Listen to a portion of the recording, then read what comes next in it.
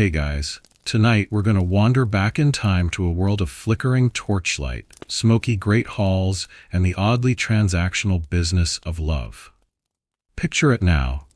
You stand in a damp, drafty manor, listening to two families haggle over sheep, land, and the fate of two awkward teenagers who may or may not have spoken a dozen words to each other. You smell wet straw on the floor. You hear the low hum of gossip as servants linger at doorways, trying to hear every salacious detail. You might imagine you'd handle medieval engagement negotiations with grace, but let's be honest, you probably wouldn't survive this. So before you get comfortable, take a moment to like the video and subscribe, but only if you genuinely enjoy what I do here. Post your location and local time in the comments. I love seeing where and when you're tuning in from.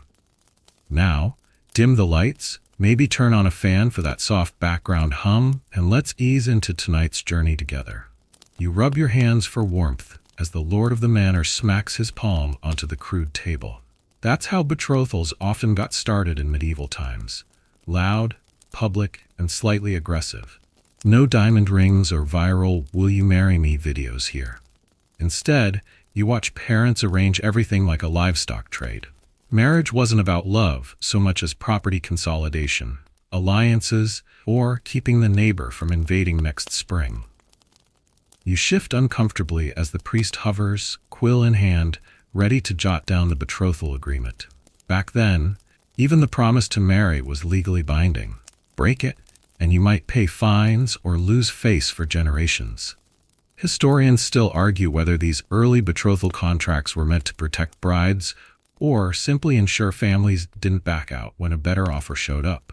You feel the tension in the room as the bride's father insists on including a clause about shared grazing rights. His brow furrows in concentration. No one wants to give away too many goats. Meanwhile, the groom stands stiffly at the edge of the conversation, clutching his cap and trying to look like he has opinions. Spoiler, he usually doesn't. A servant girl lurks nearby, tasked with fetching ale for the guests and keeping an ear on the negotiations so she can spread the juiciest bits later in the village. You see her smirk when someone suggests including a pair of boots in the deal. Fancy ones with little silver buckles. Boots could be enough to clinch the deal if they're good quality. Outside, the village buzzes with anticipation. Word of a betrothal meeting spreads fast. There's no privacy in a medieval town. Everyone knows who's getting engaged, who's been jilted, and who might be carrying someone else's child. You glance at the onlookers crowding the manor's tiny window, pressed against the cold glass to hear the final bargain. When the agreement is finally reached, the priest gives a satisfied grunt and seals it with wax. The couple exchanges token gifts, maybe a simple ring, a brooch, or a dagger with a brass hilt. Nothing says forever, like a sharp weapon. You take note of the symbolism. These gifts were proof of the pact, and losing them could be grounds to question the promise later. Your nose wrinkles at the smell of wet wool cloaks as people jostle to congratulate the families. There's no smiling proposal photo, no champagne toast, just a sense of relief that property disputes have been resolved and alliances forged.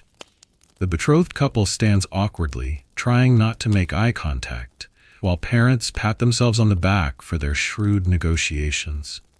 You wander to the hearth, warming your hands as you think about how early medieval betrothals could happen shockingly young. Childhood betrothals were common among nobles who wanted to secure big inheritances. Imagine being 12 and promised to someone twice your age just so your parents could score an extra vineyard. Lovely. But it wasn't all solemn contracts and shifty lawyers in monks' robes. Sometimes these betrothals were celebrated with small parties, cakes sweetened with honey, a fiddler playing a droning tune, and neighbors drinking weak ale while making jokes about wedding nights. You hear one old man cackle about the bride learning to churn butter in both senses, and you can't help rolling your eyes. You step carefully around the strewn rushes on the floor, feeling them crunch underfoot. Even these details matter in a betrothal scene. Floors covered in herbs and straw were meant to keep things fragrant, But let's be real, it mostly masked the smell of unwashed bodies and animals sneaking inside. Your gaze lands on the couple at the center of it all. The bride picks at her sleeve nervously. The groom tries to look taller. You wonder what they're really thinking. Probably that they hope the other person isn't utterly unbearable. But even that didn't always matter. This wasn't about love. It was about survival, wealth, and lineage. There's a strange comfort in the predictability of it. Everyone knew their role. The parents bargained, the priest recorded, the community gossiped, and the couple waited to see what fate handed them. You can almost hear the resigned sighs, the quiet prayers that it wouldn't be too bad. At this point, you'd be exhausted from the negotiations. You might slip outside for air, your breath fogging in the cold evening. You hear distant church bells, a reminder that the church would eventually have to bless this union. But for now, the deal is struck. The families shake hands, careful not to look too pleased. No one wants to seem desperate or gloating. Back inside, the small party drags on. The betrothed couple might be led around the hall so everyone can get a good look at the happy pair. Someone plays a slow tune on a rebec. The local busybody whispers theories about whether the bride is pure or if the groom is hiding debts. You feel your cheeks flush at the bluntness of medieval gossip. As the fire crackles lower, you notice a notary, probably a monk, collecting his fee. Nothing was free, even love's bureaucracy. He smirks as he pockets the coin, knowing this contract could be used in court if things went south. You shudder at the idea of being legally bound by something you agreed to at 14 while your father squabbled over 3 cows. But that was life. Betrothal was the real wedding in many ways. It was the promise you couldn't break without scandal or ruin. Historians still debate whether this form of early contractual betrothal empowered families or protected young women from being sold off too easily. Some say it gave women leverage to demand fairness.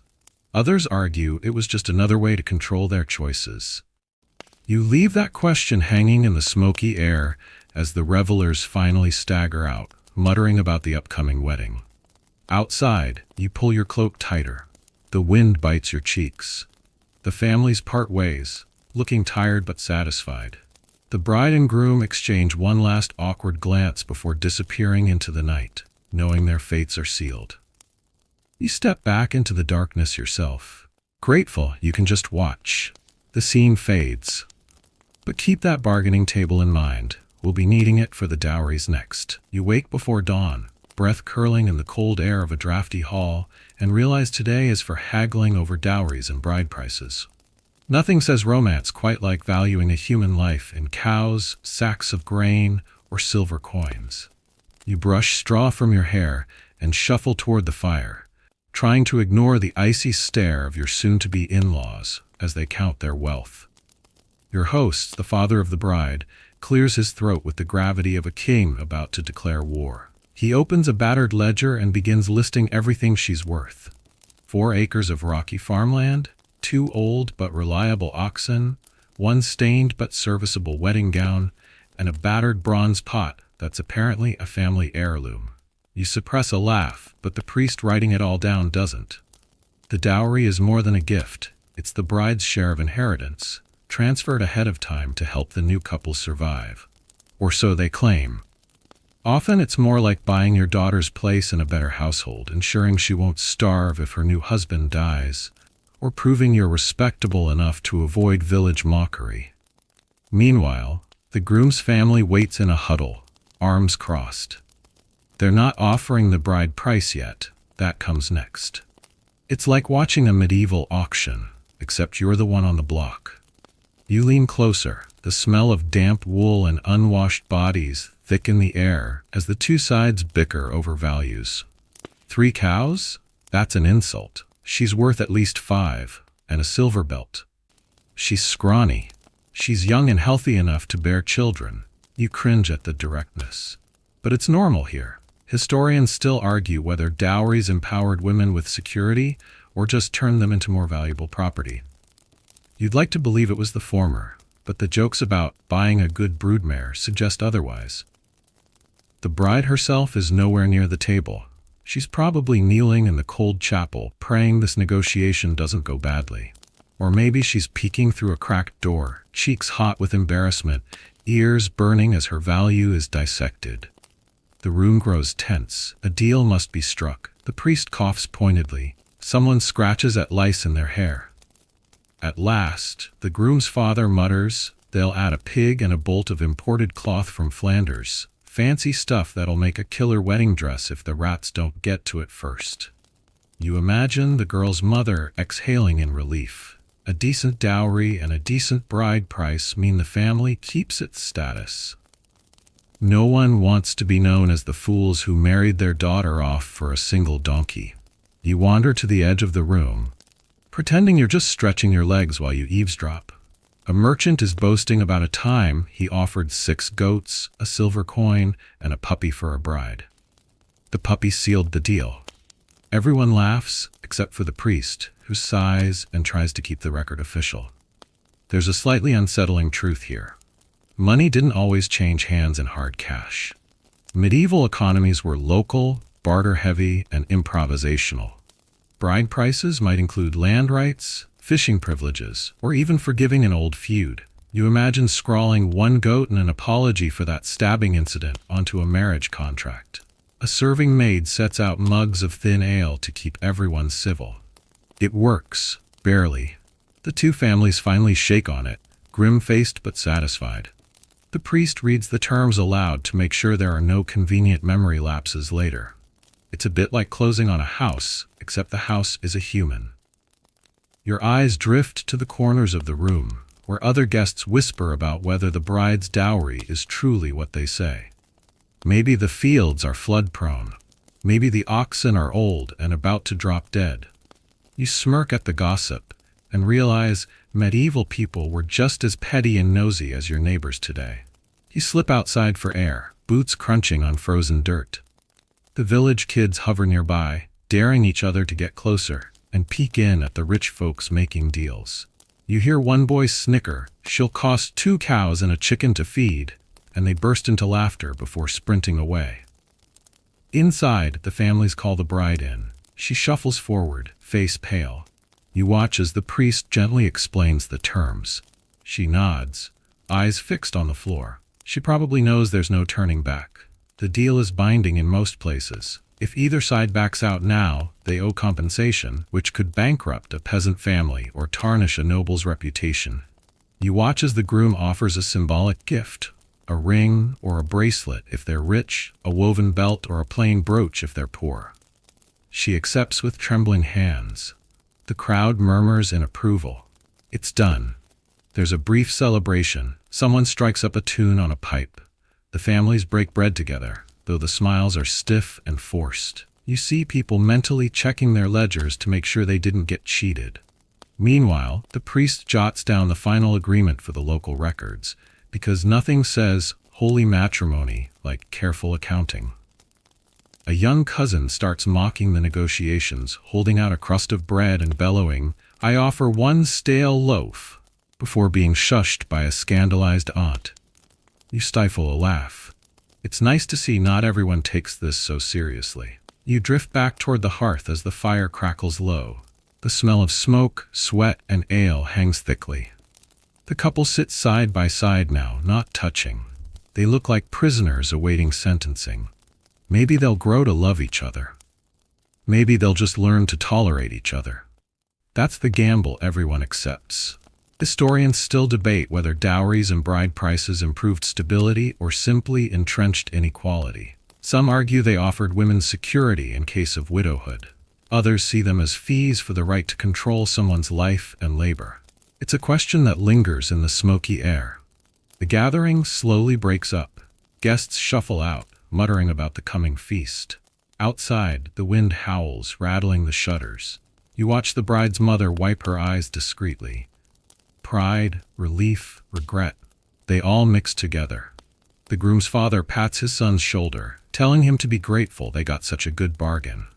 The bride glances at her dowry chest, running her fingers over the carved wood, probably thinking about leaving her childhood home forever. You stand to go, tugging your cloak tighter, feeling the bite of cold on your cheeks. The night stretches before you, filled with quiet plans and muttered prayers that this arrangement holds. After all, dowries and bride prices weren't just about love. They were about survival. You walk away from the dimly lit hall, boots thudding on frozen earth, and try not to imagine your own worth haggled over in livestock. But don't get too comfortable. We're heading to church next. The priest has big ideas about how marriage should go. You find yourself shuffling into a chill, echoing church, the kind with heavy oak doors and stained glass windows depicting saints who look perpetually disapproving. It's here that the medieval world's biggest marriage referee awaits, the church. No matter what bargains you struck over cows and land, you aren't really married until the church says so. And they're going to make you work for it. Your boots scrape the worn flagstones, you clutch your cloak against the cold, but the priest isn't concerned with your comfort. He wants to ensure this union is proper, pious, and, above all, public. No sneaking off to marry in the woods under moonlight. Thank you very much.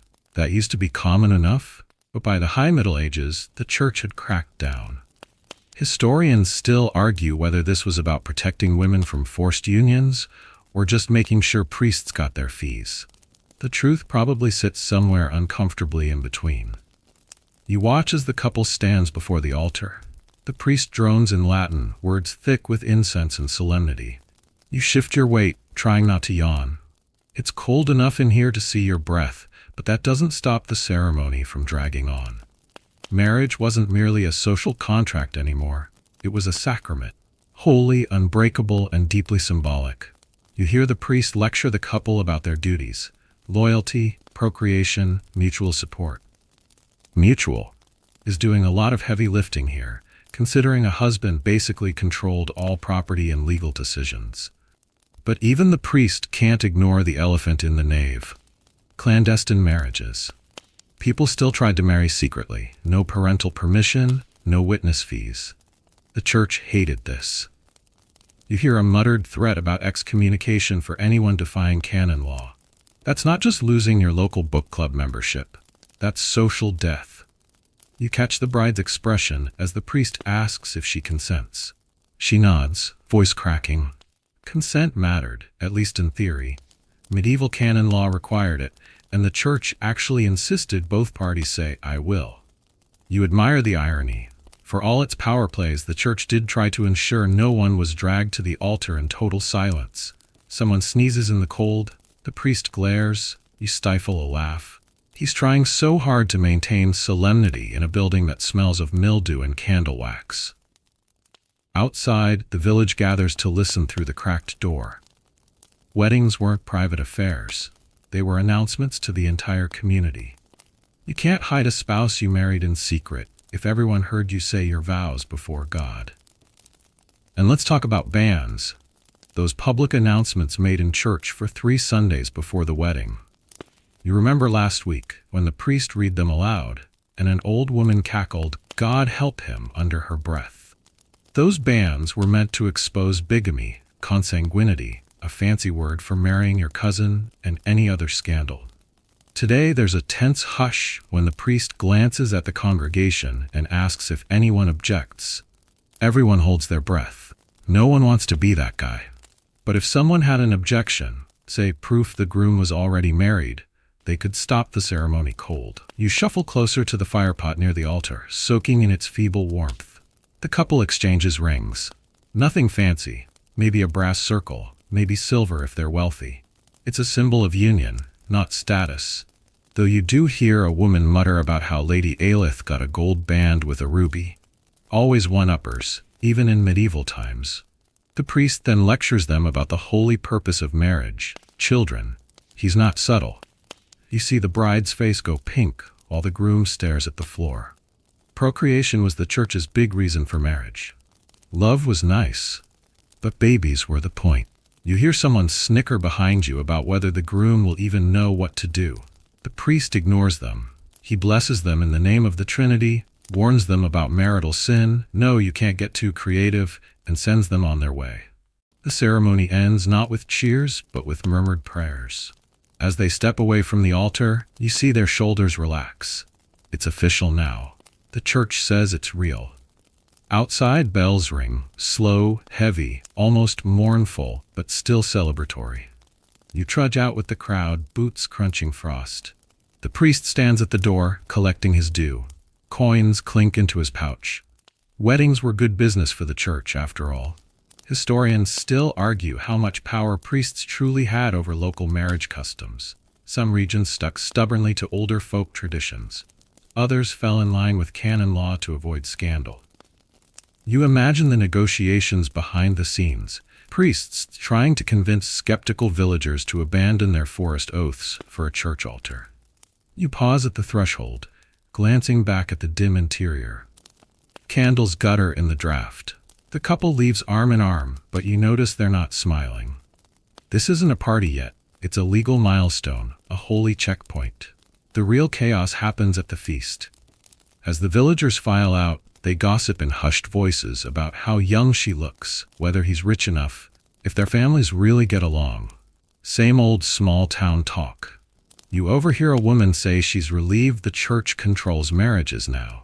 At least there's rules, she mutters. Her neighbor snorts that it's just another tax. You stifle a laugh. Both views are fair. The couple huddles together in the chill wind. They don't look at each other much. Maybe they'll warm up eventually. Maybe not. That's between them, God, and the local priest who'll probably check in to ensure they're behaving. You walk with the rest of the crowd back toward the village square. The next step awaits: public announcements, bans being read for other couples, new contracts being drawn. There's always someone getting married. Business never ends. You look up at the darkening sky, stars pricking through the dusk. You can almost hear the laughter of the dead, ancestors who made similar bargains, gave the same solemn vows, and trudged into equally cold halls to hear priests chant in languages they barely understood. You pull your cloak tighter and smile faintly. You've survived another round of medieval matrimonial bureaucracy, and you're not done yet. Next time, you'll have to listen while they read your business aloud to the entire village. Can't wait for that embarrassment. You pass the priest counting coins at the door, who nods solemnly but eyes the purse with barely hidden glee. And as you step into the icy wind, you promise yourself you'll try to keep warm. The journey is just getting started. You're back in the village square now, chilled to the bone, but unable to escape. After all, you still have to sit through the dreaded public announcements, the bans of marriage. You pull your cloak tighter and hover with the crowd, everyone shuffling their feet on frozen earth, breath puffing in little clouds. The priest stands on a rickety wooden platform like some cranky town crier. He clears his throat in a theatrical way that suggests he's been waiting all week to deliver the news. You cringe a little as he unrolls the parchment. By order of Holy Church, these bans are published. And off he goes, listing names in that slow, deliberate voice meant to make sure every busybody within a mile knows exactly who's planning to marry whom. Your stomach flips uncomfortably as you imagine your own name called out. The whole village learning you're betrothed to so-and-so. Nothing says romance quite like having every neighbor and their donkey gossip about whether you're a good match. It's not just idle curiosity. The whole point of these bans is to give people a chance to object.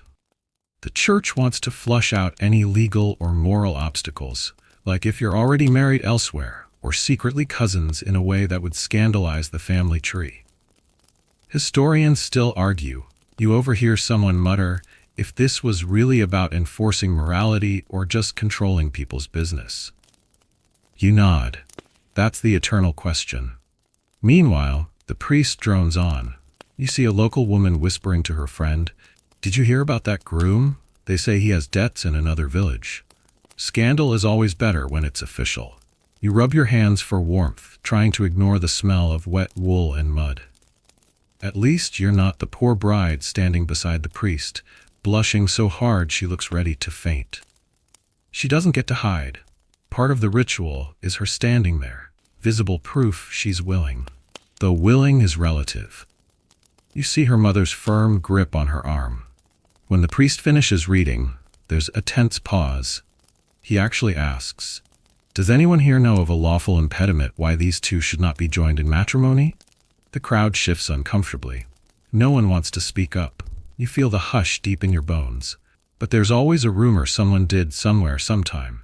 Exposing a hidden wife, an old promise, even a consanguinity scandal that would make your family tree curl up and die in shame.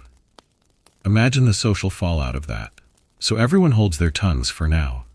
The priest sighs and nods, satisfied. Another ban read. 2 more to go before the actual wedding. You glance at the couple. They look humiliated, but relieved.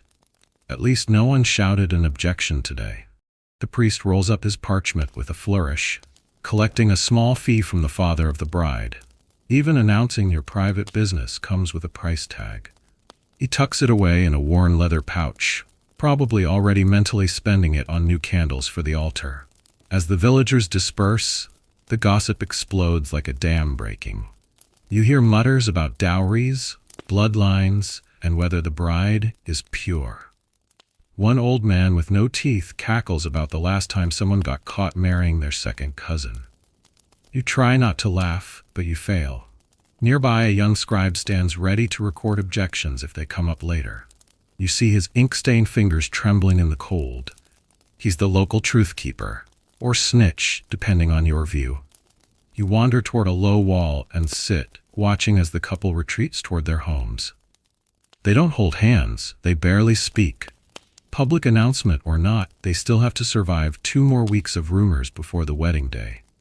You imagine the awkward dinners they'll share with family, forced smiles, quiet prayers that no scandal surfaces. A thin drizzle starts to fall, turning the dirt road to muck. You pull your hood up and feel the chill soak your shoulders. Even the weather seems determined to make this ordeal as miserable as possible. Someone tries to lighten the mood with a joke. Well, at least they aren't siblings. A few nervous laughs ripple out. Even the priest cracks a reluctant smile before collecting himself. You overhear 2 older women arguing about the bride's mother's dowry. Was it really 2 cows or just 1? You'd think the entire economy runs on bovine rumor. There's no real privacy here. The whole village is invested in making sure no marriage breaks the rules. Historians still debate whether these bans actually stopped clandestine marriages or just forced them deeper underground. Some say they empowered communities to keep moral order. Others argue they were simply a way to exert church control over ordinary lives. You sigh. Whatever the motive, they're effective at spreading everyone's business. A young boy tugs at your sleeve, asking if you think the groom will chicken out. You ruffle his hair and tell him no, but you're not so sure. The priest starts packing up, muttering to his acolyte about the next village over. They'll repeat the process there tomorrow. Reading bans is big business after all. You stand and stretch, back cracking after sitting too long on the cold stone. Your feet squelch in mud as you join the slow exodus home. Past the cottages, you see smoke curling from thatched roofs. Families gather around fires, dissecting every word of the announcement. Even if you wanted to keep secrets, you couldn't. In the distance, the betrothed couple walk side by side but apart, 2 prisoners sentenced to wait out public scrutiny. You almost pity them. But don't get too soft. This is just the start. Next, they'll have to plan the entire celebration while bracing for every relative's opinion. You trudge onward, mud caking your boots. Overhead, gray clouds promise more rain, and somewhere behind you the priest's voice still seems to echo, "Does anyone here know of any impediment?" You shiver, knowing that question will hang over them right up until the wedding day itself. It's not over yet. Tomorrow, they'll start decorating the hall, cooking enough food to feed half the village, and hoping no one dies before the ceremony. You shake your head and smile wryly. Medieval romance, indeed. You wake before dawn to the sound of cackling hens, roaring fires, and someone already yelling about who forgot the salted pork. Today's the day for preparations and festive chaos, and there's no way you're sleeping in. You blink blearily, rub the straw from your hair, and brace yourself. Because in the medieval world, Weddings weren't thrown together with a catering form and an RSVP list. Oh no, they were community events, and every last villager planned to weigh in on how to do it properly. You stumble outside into crisp morning air, greeted by a scene of utter mayhem. Servants haul barrels of ale, housewives argue about bread ratios, and the local butcher swings his cleaver with menacing precision. You dodge a sack of onions hurled at a scurrying boy. "Mind your head," someone roars, but you're already ducking. The hall itself is little more than a timbered barn with smoke-stained beams and a dirt floor. But today it'll become a noble feast venue. That's the goal anyway. Rushes mixed with sweet-smelling herbs are spread to disguise the scent of livestock and humanity. You help toss rosemary onto the floor? It's supposed to keep the place smelling nice. It mostly makes you sneeze. Historians still argue whether these herbs actually worked or were just a way to signal you were trying to be fancy. Nearby, the cook is bellowing about spit roasting 3 pigs at once. You can almost hear the sizzle already. The smell will cling to your clothes for days.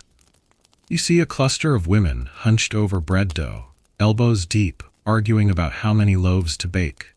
One of them gestures at you with flour-dusted hands to start chopping carrots.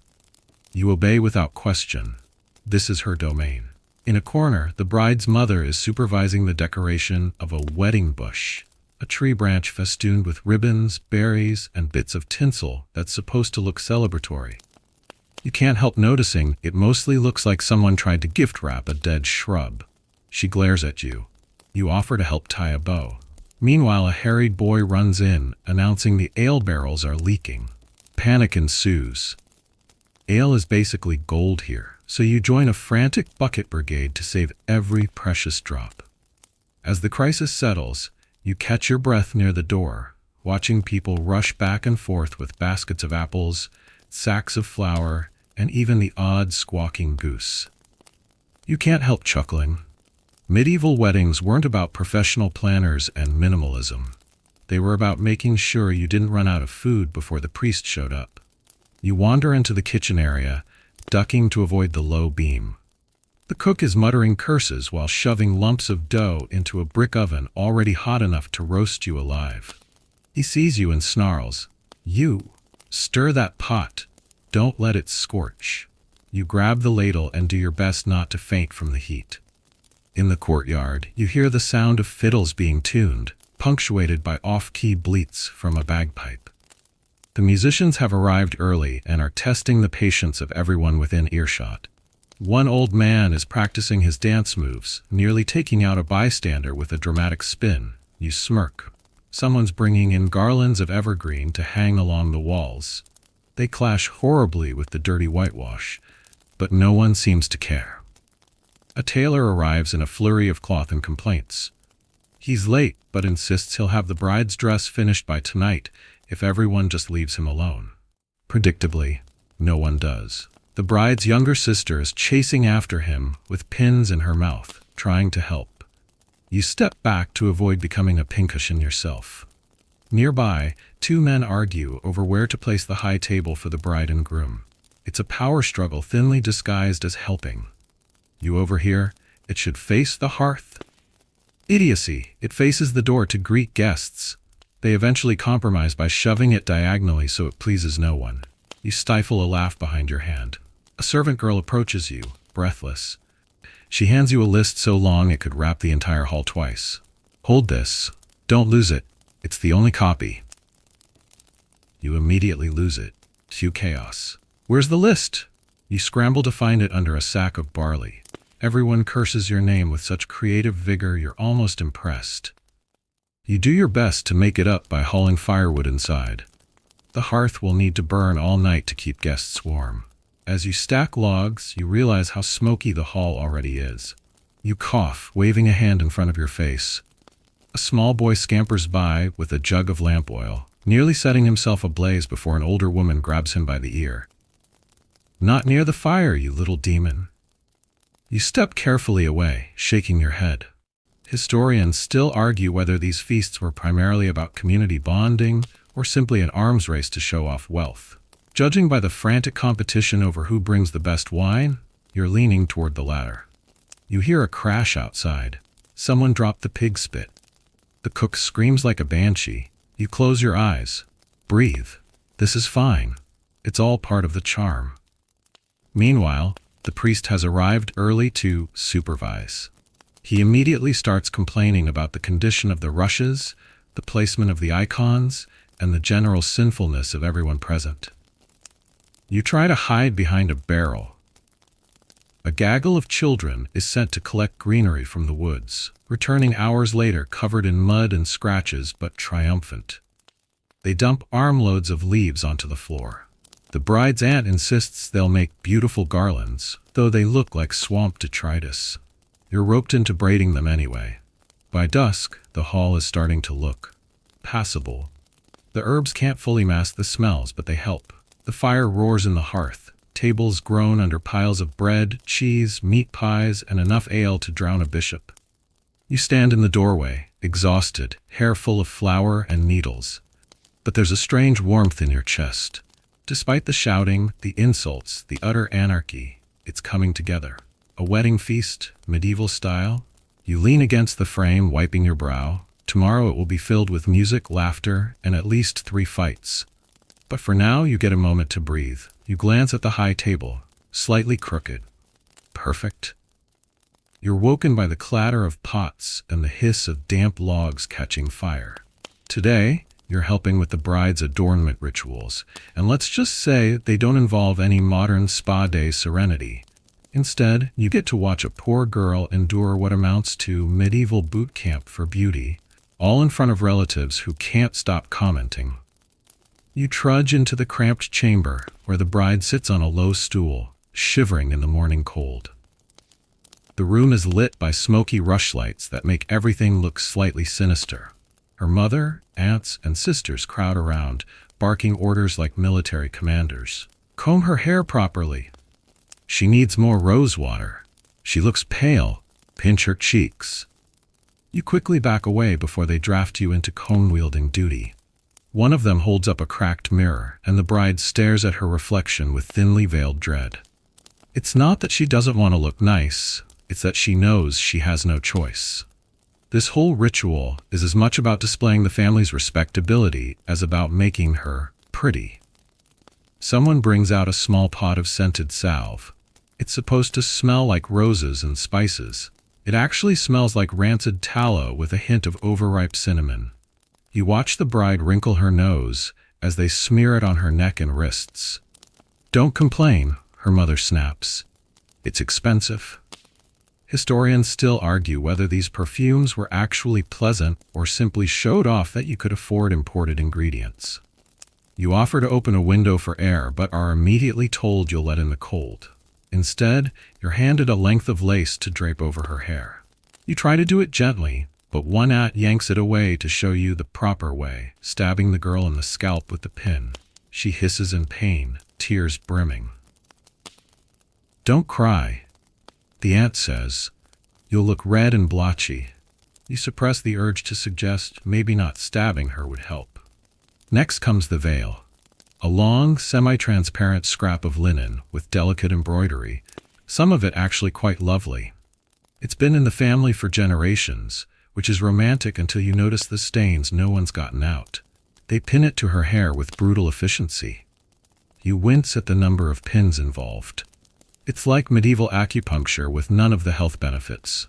Meanwhile, a younger cousin is sent to fetch the lucky charms.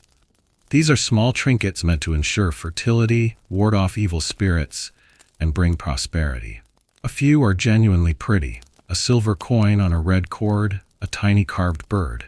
Others are downright unsettling, like the dried frog foot someone insists is essential. You watch as the bride fights not to gag when it's tied to her belt. Tradition, they explain. She doesn't argue. You step back, taking in the scene. A girl weighed down by lace, pins, stinking perfume, and a charm belt that rattles like a necromancer's toolkit.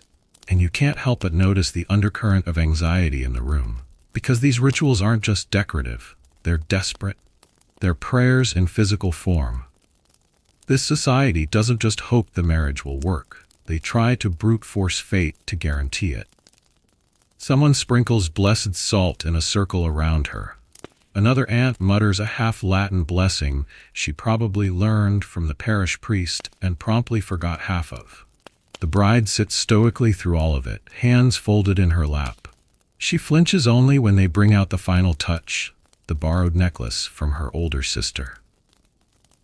It's tradition, of course, something borrowed, something given, meant to tie the fates of the family together. But you can see the sister's tight jaw as she hands it over, muttering, "Don't lose it." You can practically taste the sibling rivalry. Historians still debate how much agency women really had in these rituals. Some say they embraced them, using them to assert status and skill in homemaking. Others argue they were just hostages to everyone else's expectations. You lean toward the latter today. The bride's mother claps her hands, satisfied. She's ready. You take in the final result. She's lovely, of course, but also exhausted, anxious, and barely able to move her head thanks to the veil's weight. Outside, you hear the distant thump of drums and the low drone of a bagpipe. The wedding procession is forming. The bride takes one shaky breath. "I'm fine," she whispers. You're not convinced. Someone thrusts a small bouquet into her hands. It's a ragged bunch of herbs and winter berries that somehow manages to look festive. Probably also intended to keep away the plague, evil spirits, or nosy neighbors. You notice there's a sprig of rue in it, bitter herb, symbolic of regret. You don't mention that. Instead, you offer an encouraging nod. "Nearly done," you say. She doesn't look convinced either. You help guide her toward the door, careful of the trailing veil. The wind cuts sharply as the door opens. You see the entire village outside waiting to gawk. Because nothing in medieval life was private, not even your transformation into a bridal sacrifice. You murmur a half apology as you step aside. She straightens as best she can, chin trembling but held high. The crowd lets out a collective gasp of appreciation. Someone mutters, "She'll make a fine wife." You're not sure if it's approval or possession. The priest approaches to inspect her. He nods gravely. "Good," he says. "Very proper. High praise indeed." You see the mother exhale in relief, as though this was the real test. Now the wedding can proceed. But not before the groom has his own last rites, rituals. And you're invited to watch those too. You smirk despite yourself. Better rest up. You're needed for that next. You don't get long to rest before someone drags you over to the other side of the manor grounds.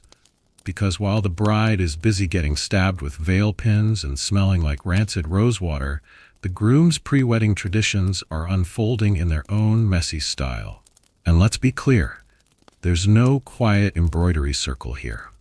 Instead, you're greeted by a cacophony of drunken singing, raucous laughter, and the distinct sound of someone vomiting behind the stables. You pause, sniff the air, and confirm the worst. Yep, that's ale, sweat, and mild regret. The groom sits on an overturned barrel, red-faced from both cold and too much drink. His friends, loyal companions for better or worse, are gathered around him like a pack of mischievous wolves. You're immediately offered a mug of ale so watery it probably can't catch fire even if you tried. You accept because it's freezing. They're playing a game involving dice, coins, and insults so creative you briefly consider writing them down. One man slams the dice and yells, "Double sixes. Your bride's mother's a goat." Laughter explodes, and the groom groans into his hands. He tries to look dignified, but this is not the time for dignity. These bachelor parties were less about celebration and more about ritual humiliation. A chance for friends to test the groom's resolve and his liver before he's officially shackled. Historians still argue whether these gatherings were true bonding experiences or just licensed bullying with ale. You're leaning toward the latter today. You're handed another mug, which you're pretty sure is half spit by now. You set it down discreetly and wander closer to the fire they've built. The flames cast lurid shadows on faces flush with drink. One older cousin is telling the groom how to handle a wife. It's predictably terrible advice. Be firm, he slurs, but not too firm. Unless she talks back. You wince, biting your tongue to avoid saying something that'll get you punched. Another friend insists on reciting bawdy poetry that rhymes only when you're drunk enough. You can't help but snort. Someone's producing a small drum, pounding a crude rhythm, while the others chant rude verses about wedding nights and suspiciously large turnips. They make the bride's hairpinning seem like a spa day in comparison. Suddenly, the groom is yanked to his feet. "Time for the ritual walk," someone declares. You're roped in despite protests. The group staggers through the muddy courtyard, dragging the groom along. The tradition here is to parade him in front of the villagers so they can offer advice and hurl insults meant to toughen him up. Hope she doesn't run off when she sees your face. Remember, you can't return her for a refund. He takes it with a grim smile, clearly dying inside. You're jostled as someone slips in the mud. An old woman cackles and says he'd better prove himself tonight, or the saints will know. You suspect the saints want nothing to do with this. They stop him at the church door. He has to knock and ask for a blessing. The priest opens the door, blinking at the mess before him. He glares at the drunkards, but offers a terse Latin phrase of absolution. The groom mumbles thanks, trying not to puke. You stand back, arms folded, suppressing laughter. The priest slams the door. Everyone cheers. They haul him back to the fire and immediately resume insulting him. Now it's time for gifts. But don't expect anything tasteful. Someone shoves a bundle of garlic at him. "For keeping her family away," they snicker. Another offers a wooden spoon carved with rude imagery. "It's tradition," he insists solemnly. You're handed a sprig of holly and told to ward off witches. You comply, tapping the groom on the head with it.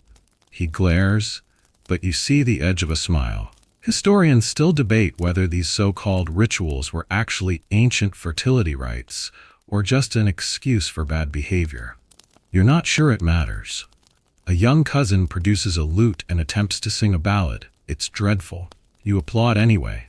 Meanwhile, the groom's brother tries to offer real advice, leaning in close.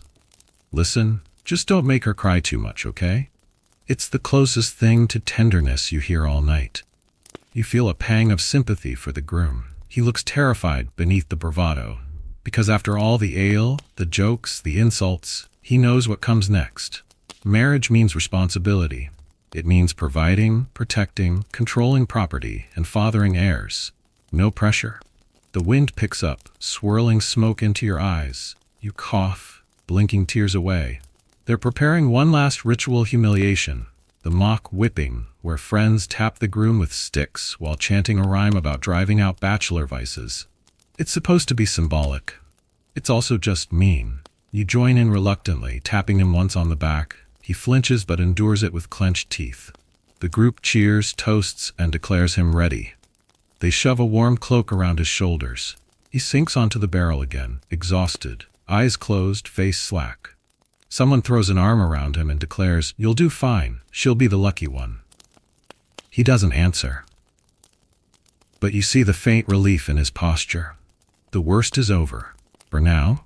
Because tomorrow he stands in front of everyone, sober, in his best tunic, and says vows he may not even fully understand. You clap him on the shoulder and tell him to sleep it off. He snorts. "Sleep?" You grin. "Fine, puke it off." He actually laughs. You wave goodbye, stepping away from the fire and its raucous warmth into the cold night. Behind you, the drunken singing picks up again, slightly off-key but weirdly beautiful in its own way. You sigh, breath fogging in the moonlight. You're tired, but you wouldn't miss tomorrow for the world. The procession, the vows, the feast, and all the other disasters waiting to happen. You stuff your hands into your sleeves and head for home. Somehow you're smiling, because for all its crudeness, this is their version of love. Messy, loud, human, and absolutely unmissable. Morning breaks with a slap of icy wind against your face as you push through the front door and join the village preparing for the procession through town. No quiet limo ride for these lovebirds. This is full-on parade, medieval style. You pause to take in the scene. The bride emerges from her house first, draped in layers of linen and wool, veil pinned so tightly you're amazed she can still blink.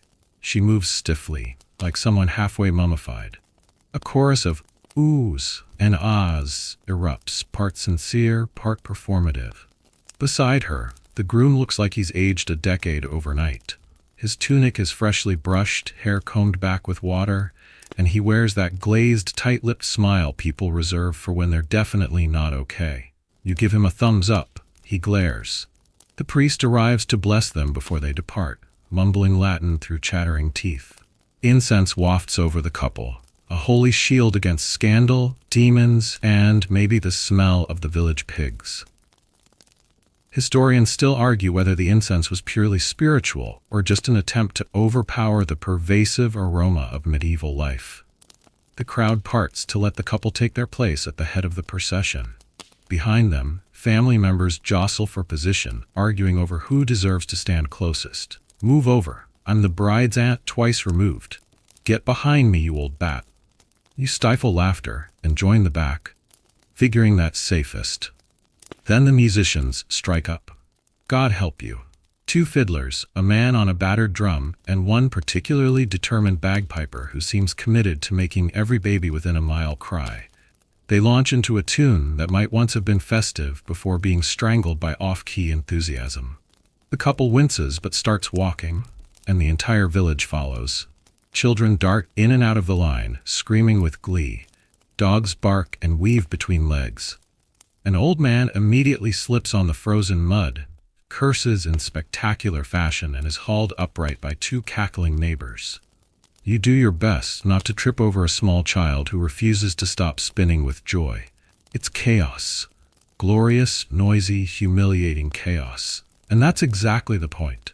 This procession isn't optional. It's a public announcement and display, proving to the entire community that these 2 are officially entering married life. No secrets. No surprises. If someone wants to shout, "Stop! He's married to me," this is their last chance. No one does. But a woman does yell, "Don't forget to consummate," which earns scandalized gasps and delighted giggles. The bride's veil flutters as she ducks her head in mortification. You catch the groom mouthing something very unholy about his cousin who shouted it. You can't help but grin. As the parade shuffles on, you see people leaning out of upper windows to throw handfuls of withered herbs and flower petals. It's meant to be a blessing, but half of it lands in people's hair. You end up spitting out a bit of sage, and decide that's good luck, probably. The drumbeat speeds up, and the pace picks up with it. The couple tries to keep dignified, but the uneven cobbles and shrieking children make that impossible. At one point, the bride nearly trips over her own veil.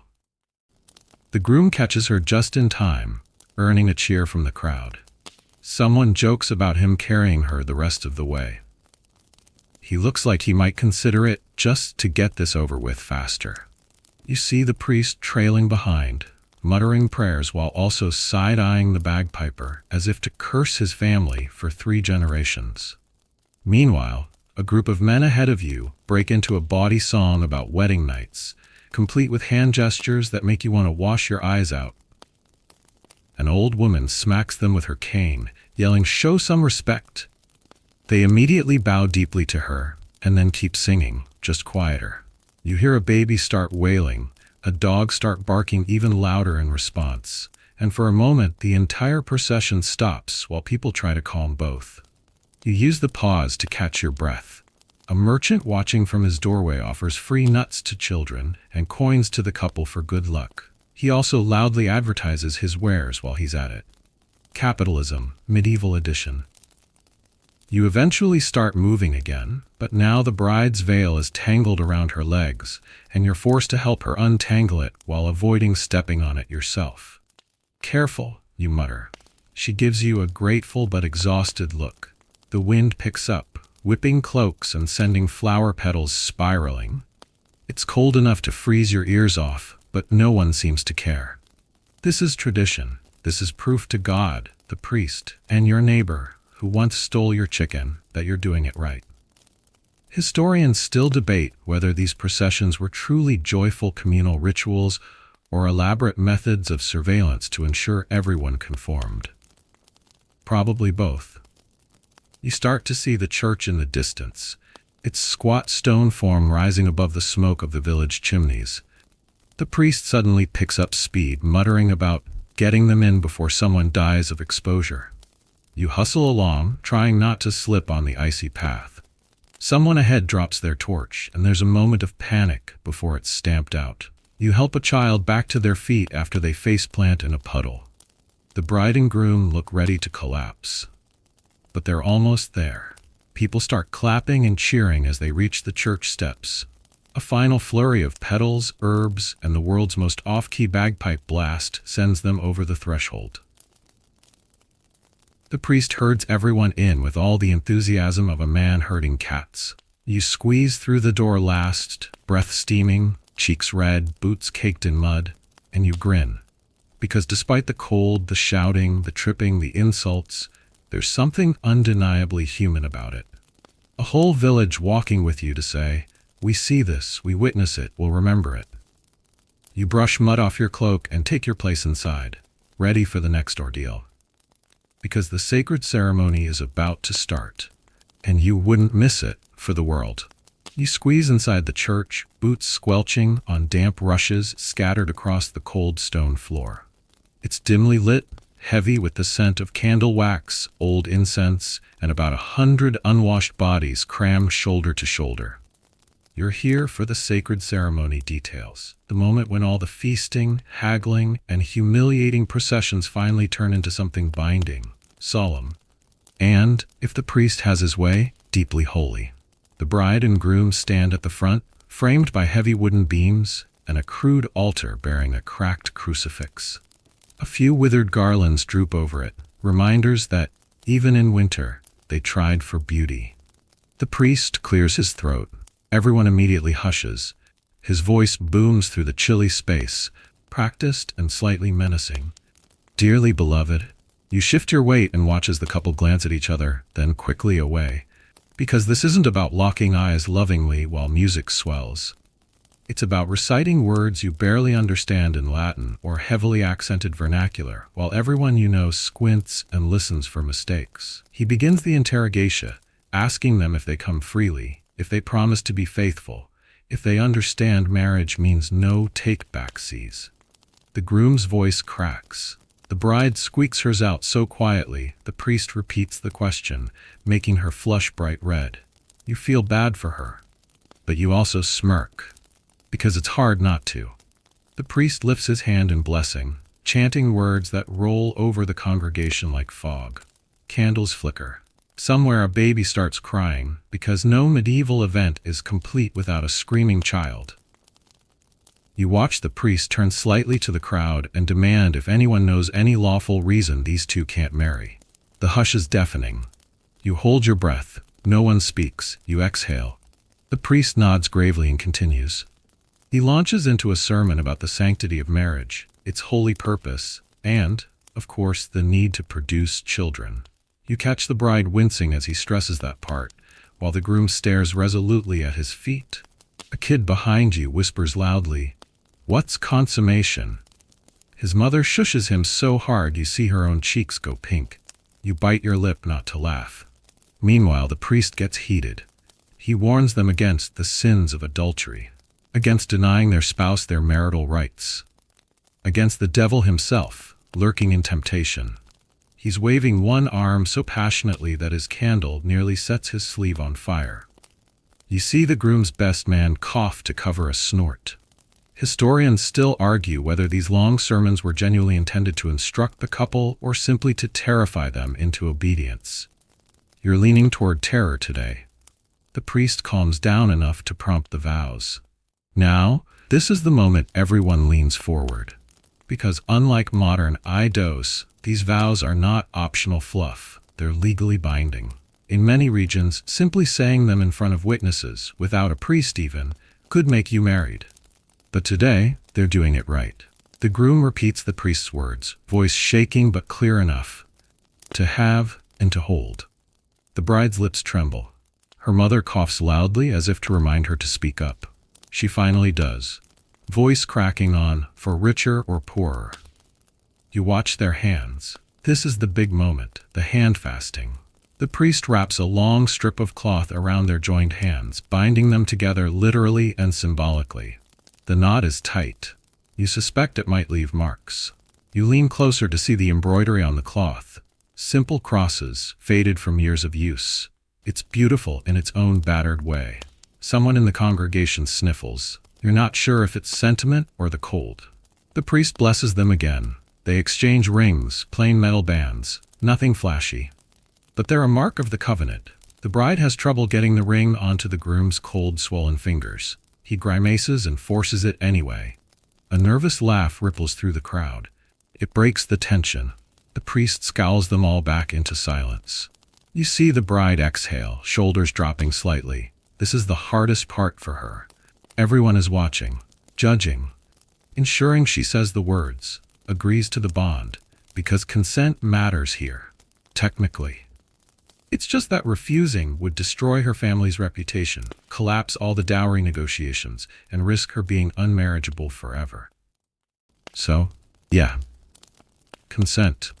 Historians still debate whether this system protected women or cornered them. You leave that question hanging in the incense-laden air. The priest says one last blessing, voice dropping to a solemn near whisper. It's genuinely moving.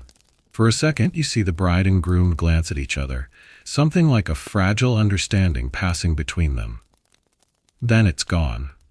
Because now it's time for the kiss. Or rather, the legal kiss. It's not always required, but here they do it. A quick, chaste press of lips while half the crowd cheers and the other half pretends to be scandalized. You clap along with the rest, feeling your frozen fingers sting. The priest finally steps back, declaring them husband and wife. You see the groom's shoulders sag in relief. The bride closes her eyes. It's done. They're married. No turning back. Someone starts up a hymn, badly off key but heartfelt. You join in, sort of humming more than singing. The whole church seems to warm up a little, breath misting in candlelight. You see the newlyweds forced to greet well-wishers immediately. No time for a private moment. Everyone wants to touch them, bless them, congratulate them, warn them, gossip about them. You hang back, watching the bride's forced smile and the groom's pale, exhausted grin. They made it through the sacred ordeal. And now? Now they get to party. Because next up is the feast. And let's be honest, you're ready for a stiff drink, a slab of roasted meat, and at least 3 terrible jokes about what happens on the wedding night. You step outside, blinking in the harsh winter light, breath frosting before you. The bells are tolling, the village is gathering, and you smile. Because for all its solemnity, all its anxiety, all its heavy-handed holiness, you know what comes next will be loud, messy, and undeniably human. And you wouldn't miss it for the world. You step out of the chilly church into blinding winter light, boots squelching in half-frozen mud, and hear it immediately. The roar of laughter, clatter of dishes, and smell of roasting meat thick enough to make your stomach protest. It's time for feasting like peasants and lords, and in true medieval style, there is no middle ground. You follow the newlyweds as they're practically swept along by the crowd toward the manor hall, which now looks more like an overcrowded inn than a stately venue. Smoke bellows from its crude chimney. You're immediately struck by the comforting stink of ale, singed meat fat, unwashed humanity, and crushed herbs on the floor. Inside, chaos reigns. Tables are laid with wooden trenchers already soaked in gravy. Ale jugs slosh over onto sticky tabletops. Children weave under benches shrieking with sugar-rush glee. A dog darts through the mess, tail wagging as it absconds with a sausage. You snag a seat on a lopsided bench, narrowly avoiding a puddle of spilled wine. The newlyweds are steered to the high table, a rickety platform designed to elevate them above the chaos, but really just an excuse for everyone to stare at them while they try not to gag on nerves. The priest stands up to say a blessing. Everyone grudgingly quiets. He drones about holy unions and fruitful wombs while you sneak a roll from the basket. Then he's done, and the roar explodes back. Historians still argue whether these feasts were true community celebrations or just displays of competitive wealth and status. Judging by the mountain of food on the high table, you're thinking both. The first courses arrive: roasted fowl, slabs of fatty pork, stewed onions that will haunt everyone's breath for days. The bride tries to pick daintily. The groom shovels it in with the enthusiasm of someone who hasn't eaten for days. You're no better, gnawing on crusty bread so hard you worry you'll lose a tooth. A boy runs by with a tray of pies, nearly drops it, catches it at the last second. Half the hall cheers. Someone starts playing the fiddle at the back of the room. It's not good, but it's loud, which seems to be the real goal. Nearby, a man with 3 teeth is teaching children a dance that seems to involve a lot of falling over. They love it. The ale flows, and flows, and flows. You're pretty sure half the jugs are watered down, but no one cares. The point isn't taste, it's volume. You see the bride's father holding court at one table, boasting about the dowry deal to anyone who will listen. You see the groom's mother watching her new daughter-in-law with the keen eye of a general sizing up a new recruit. And there's you, elbow to elbow with a man who promptly asks if he can have your bread if you're not going to eat it. You glare. He smiles. You hand it over. Because that's medieval hospitality, right? Someone tries to make a toast, but no one listens. Finally, the groom stands, banging his knife on a mug, demanding silence. He offers thanks. It's short, nervous, slightly slurred. Everyone cheers anyway. The bride tries to say something, but her voice cracks. Her mother hisses encouragement. She squeaks out a thank you. More cheers. You pound the table along with the rest, sloshing ale on your sleeve. You wipe it on your neighbor's. He doesn't even notice. The courses keep coming. Fish stew, barley porridge so thick you can stand your spoon in it. A dish someone swears is spiced rabbit but might be cat. You eat it anyway. It's fine. You hear jokes about noble feasts, how they'd have swans with gilded beaks and marchpane sculptures of castles. But here? It's honest, crude, messy. You kind of love it. The fiddler's given up any pretense of melody and is now leading a call-and-response song with lyrics so rude you're glad the priest went home already. Historians still debate if these rural feasts were wild free-for-alls or governed by strict unspoken rules. You're seeing both. Because for all the mess, there's order. The elders at the high table. The best ale reserved for them. The children shooed to the sides after eating. The married women clustering near the hearth to swap rumors about the bride's future performance in bed. Yes, you hear them. They're not subtle. You choke on your ale at one particularly graphic comment. They laugh and call you innocent. You smirk and go back for more stew. You glance at the bride and groom. He's finally relaxing. She even smiles once. A real smile. You see her squeeze his hand under the table, and he doesn't flinch. Progress. The hall grows smokier, hotter, louder. Children doze in corners. Dogs lick platters clean under tables. A fight nearly breaks out over who gets the last pork knuckle. But it's quickly settled when the cook threatens to brain them both with a ladle. You're not sure you've ever seen a more effective diplomat. Someone passes around a jug of rougher, stronger spirit. You try it. Regret it instantly. It's like swallowing fire and despair. You cough so hard, you nearly pass out. They cheer you. You bow. Nearby, an old man is carving something obscene into the table with his knife. A woman smacks him. He winks. You shake your head and grin. This is it. This is the medieval wedding feast. Not polite conversation over filet mignon. Not candlelit ballrooms. This is survival, celebration, community, gossip, ale-soaked, onion-breathed, off-key sun proof that despite the church's solemn vows and the family's legal contracts, these people are still human and proud of it. You lean back against the wall, belly full, cheeks warm, eyes stinging from the smoke. The bride stands to leave at last, groom by her side, both wobbling slightly. The hall erupts in cheers. Rude jokes fly, blessings too. It's all jumbled together. But the message is clear. Good luck. Don't screw it up. Have lots of babies. You raise your mug and salute because honestly, you wouldn't have missed it for the world. You're still reeling from the chaos of the feast when the entertainment kicks in full force. Because a medieval wedding doesn't end when everyone's stuffed. It ramps up into entertainment and gestures. And you're about to see why these people have the sense of humor of drunk teenagers who think flatulence is the height of comedy.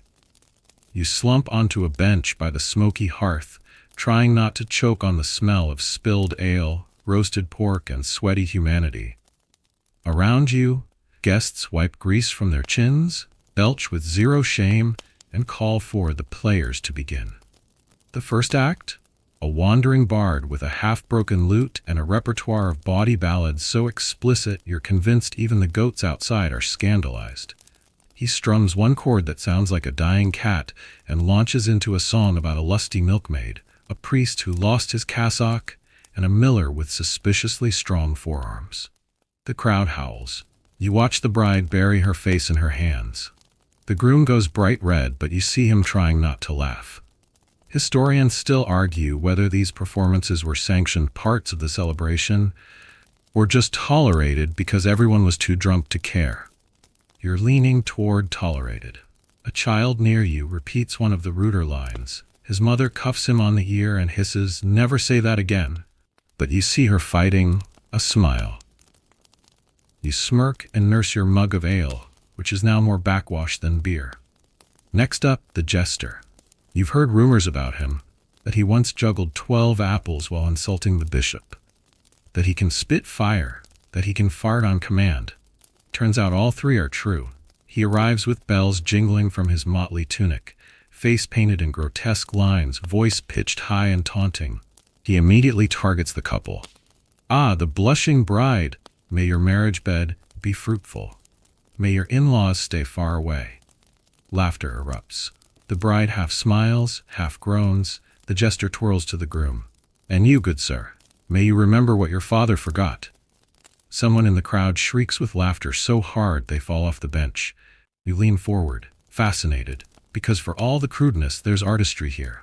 He juggles knives next, narrating a long and wildly exaggerated story about two rival suitors dueling over a bride so ugly, even the devil sent her back. You see guests in tears from laughing. You can't help joining in. Then he calls for volunteers for a mock marriage counseling session. A burly farmer and his wife push to the front, the wife cackling with glee. He pantomimes them arguing over chores, over who snores, over whose turn it is to warm the chamber pot.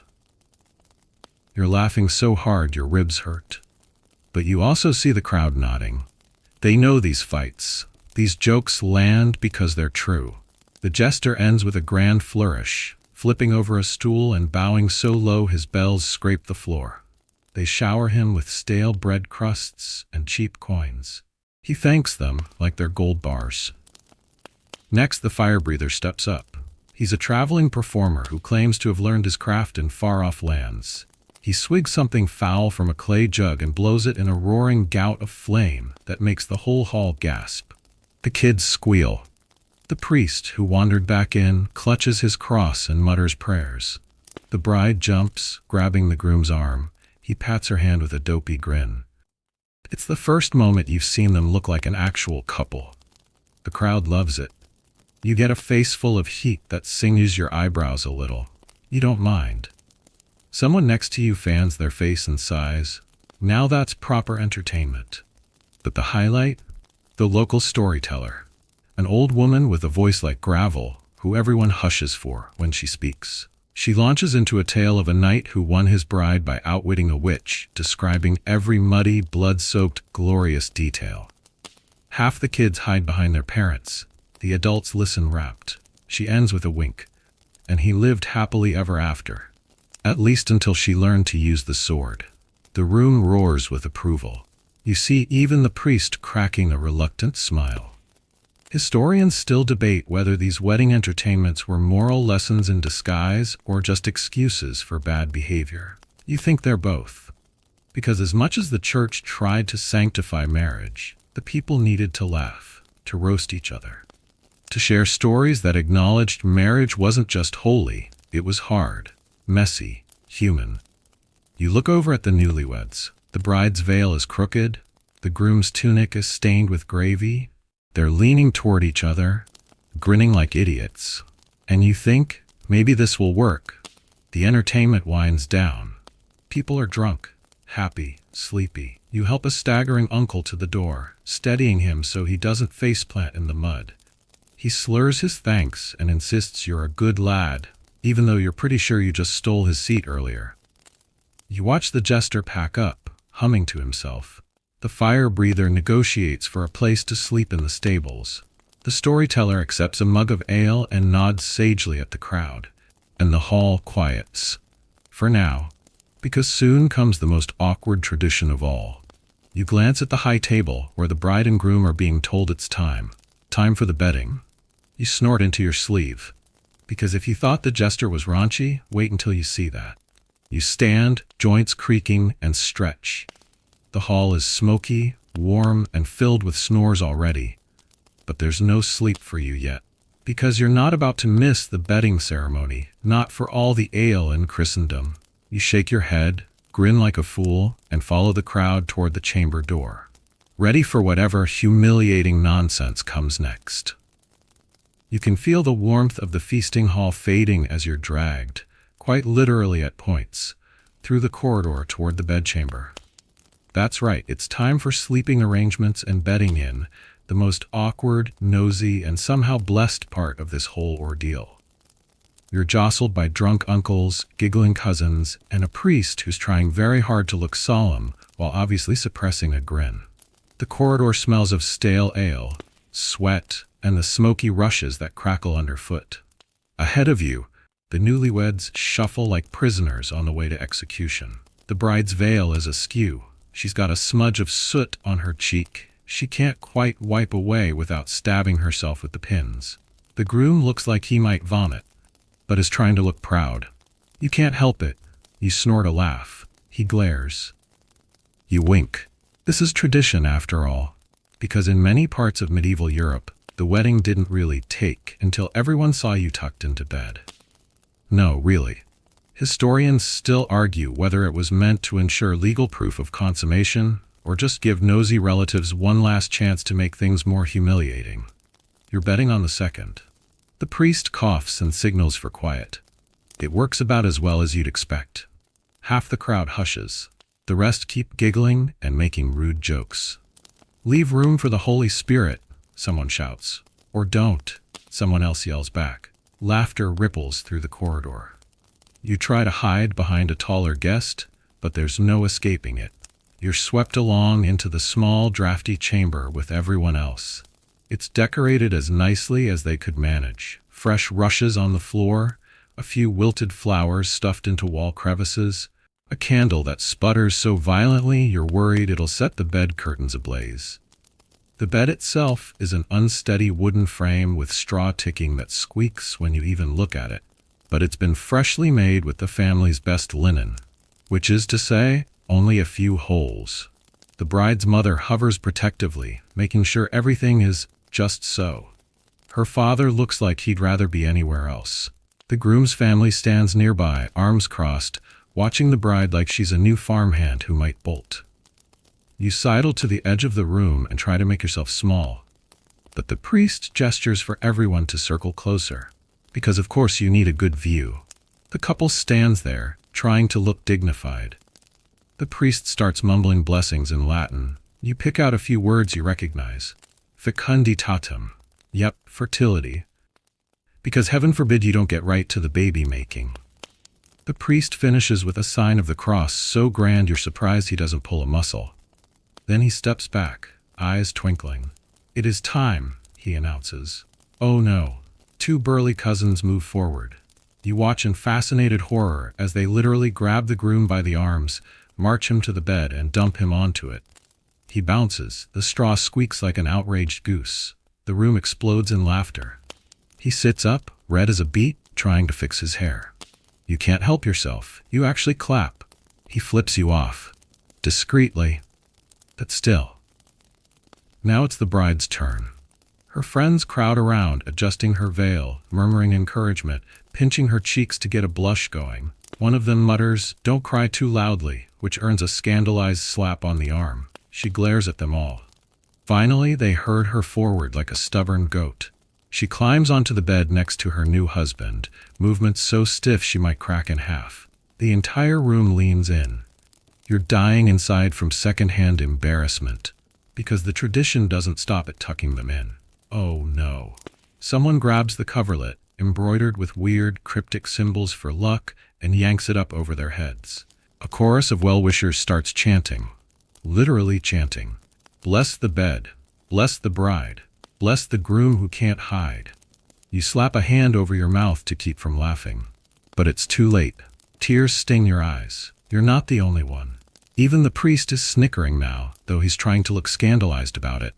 Someone produces a candle and tries to get close enough to see if they're behaving. The groom roars, "Get out!" More laughter. The bride's muffled voice yells something you're sure is unholy. You wipe your eyes, gasping for breath. Eventually, the priest raises his hands for quiet. He thanks everyone for coming. He blesses them again. "Let them have peace," he intones solemnly.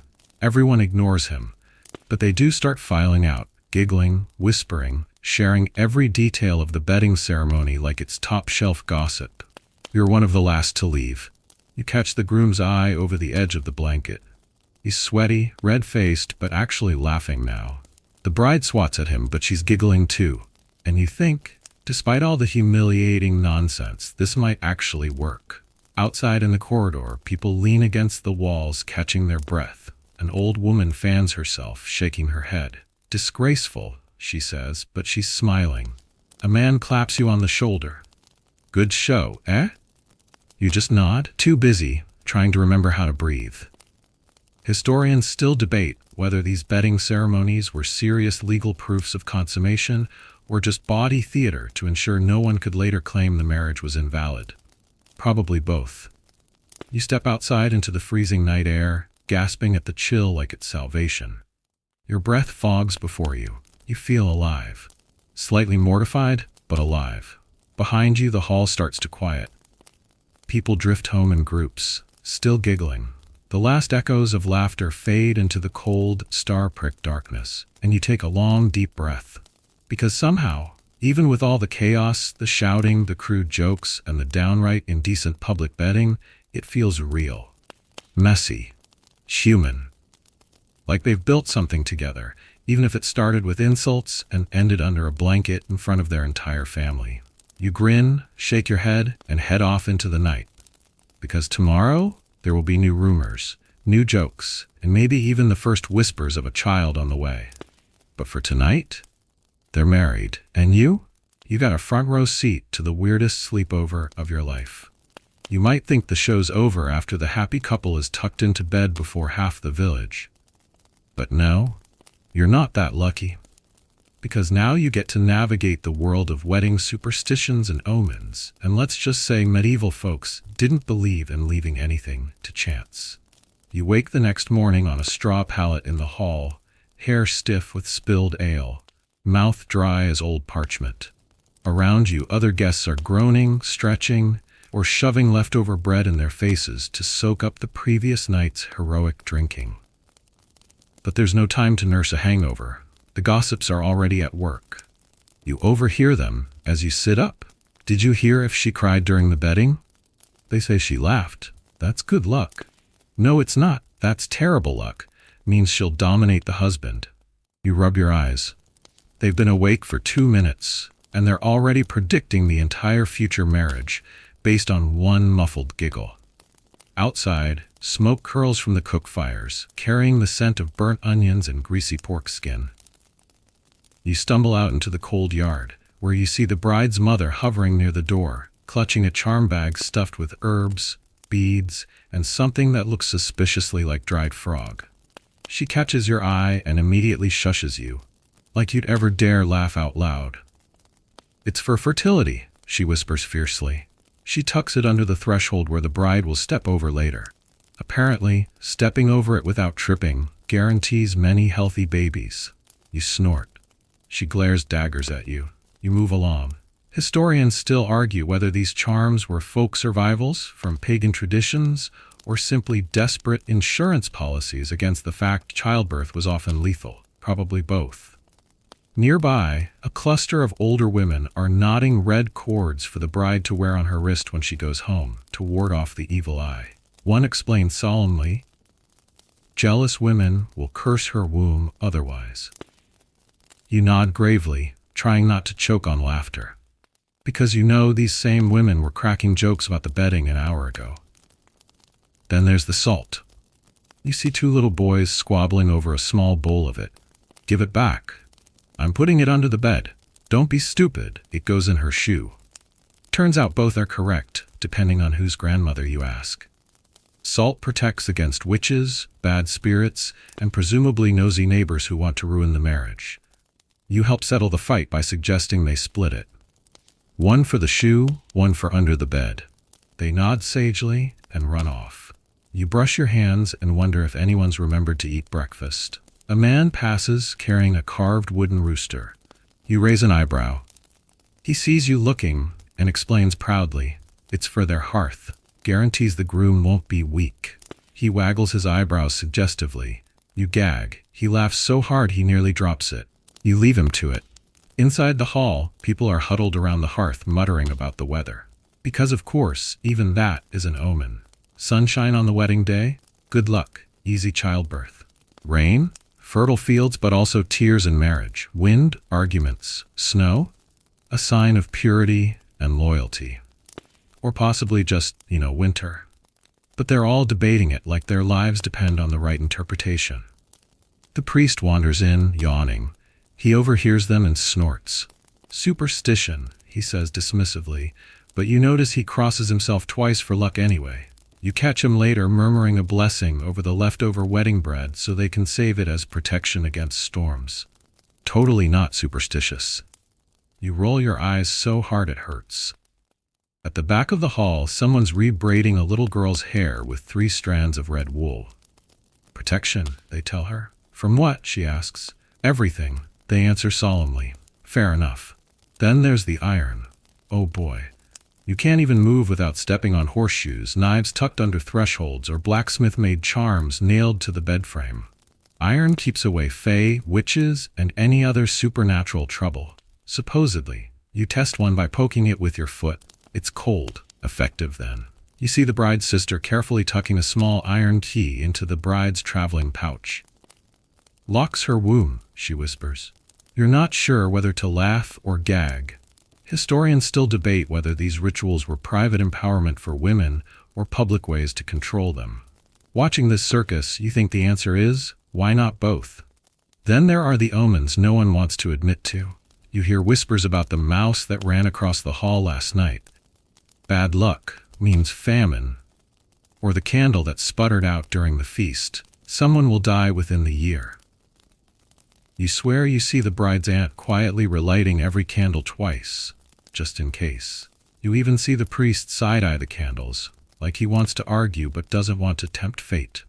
You pass by the bride herself finally, looking worn out but radiant in that I survived way. She's got a sprig of rosemary pinned to her bodice, symbol of remembrance and fidelity. She notices you staring. For luck, she says dryly. You nod. She snorts a laugh. It's nice to see she's not totally crushed by all this nonsense. Nearby, the groom is getting a stern lecture from an older cousin about the real wedding night. It's half advice, half threat, all delivered at top volume. The bride overhears and turns so red you'd think she was a ripe tomato. You clap the groom on the back in passing. Good luck, you mutter. He gives you a panicked smile.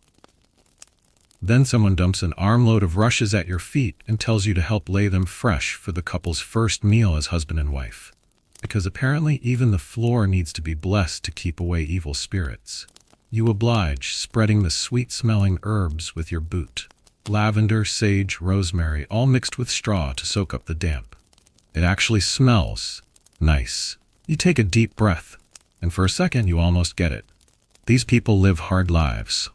Plague, famine, childbirth that kills. Lords will raise rents at whim. They can't control much, but they can scatter herbs, whisper blessings, tie red cords, hide salt in shoes. It's something. It's hope, however ragged. And you figure if they can hold on to that, maybe it's not so silly after all. You stomp the rushes down and glance over your shoulder. The bride and groom are holding hands now. Quiet, tired, together. You smile. Because whatever comes next, they're going in armed with every charm, prayer, curse, and silly superstition their family can muster. And maybe, just maybe, that's enough. You'd think the hard part was over once the vows were said and the bedding was survived. But no. Now you get to witness wedding fashion faux pas in all their medieval glory. Because you can't just get married. You have to look married, preferably while sweating like a hog in summer, despite it being the dead of winter. You roll out of your borrowed corner of the hall, brushing straw and who knows what off your tunic, and immediately see the chaos. The bride is standing in the middle of the room, arms out like she's being measured for a coffin, while three women argue about her gown. It's too long. She has to look modest. She's gonna trip and die. You bite your lip to keep from laughing. Her wedding dress is actually just her best gown, layered wool, a faded green that was probably vibrant when her grandmother wore it. It's been let out, taken in, patched so many times it's basically a quilt pretending to be formal wear. But today, it's supposed to be perfect, which means everyone and their nosy cousin is offering help. Someone's adjusting the sleeves, too tight, another's fussing with the neckline, too low. A third is convinced the belt is cursed because the knot keeps slipping. You try to help by holding pins. You get stabbed. Twice. She mouths sorry at you, looking so apologetic you can't even be mad. Finally, the veil. It's been pressed and brushed until it's thin as a spiderweb in places. They drape it over her hair and immediately one side sags, giving her the appearance of a very elegant ghost. "Fix it," shrieks her mother. They try. It doesn't help. She sighs and just holds it in place with one hand. Meanwhile, the groom's getting ready too, though ready is generous. You find him in the corner, trying to get into a tunic that's clearly borrowed. It's fancy enough, dyed blue, which is a big deal since good dye is expensive, but also 2 sizes too small. You watch him grunt and twist, face red, muttering curses under his breath. When he finally gets it on, the seams are screaming for mercy. "Looks good," you lie cheerfully. He flips you off, discreetly, but you see the relief in his eyes that he's at least dressed, sort of. Then someone tries to hand him a hat. He refuses. It's bright yellow with a feather that's seen better days, like when dinosaurs roamed. You can't blame him. But the older men insist. It's tradition. He mutters about traditions he'd like to break. Eventually, they compromise. He tucks the feather behind his belt like a trophy won from a particularly ugly bird. You clap him on the back. Ready to impress her, he groans. You grin. Because honestly, he looks ridiculous. But so does everyone else. Historians still argue whether medieval wedding clothes were genuinely meant to display wealth and piety, or just to show you had enough connections to borrow from half the village. Watching this, you're voting for borrowed. In the corner, the priest is pacing, clutching his stole and mumbling about modesty. He keeps casting horrified looks at the bride's slightly loose neckline. You see her tug it up every few seconds, scowling. Finally, her aunt gives up and just pins it in place so tightly she can barely breathe. "Lovely," says the aunt with finality.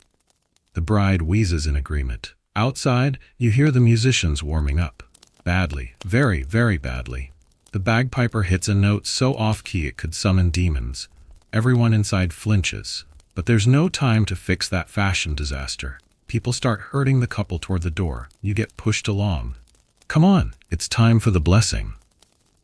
You squeeze through the narrow door, nearly tripping on your own too long tunic hem, which, by the way, someone mocked earlier for being last year's style.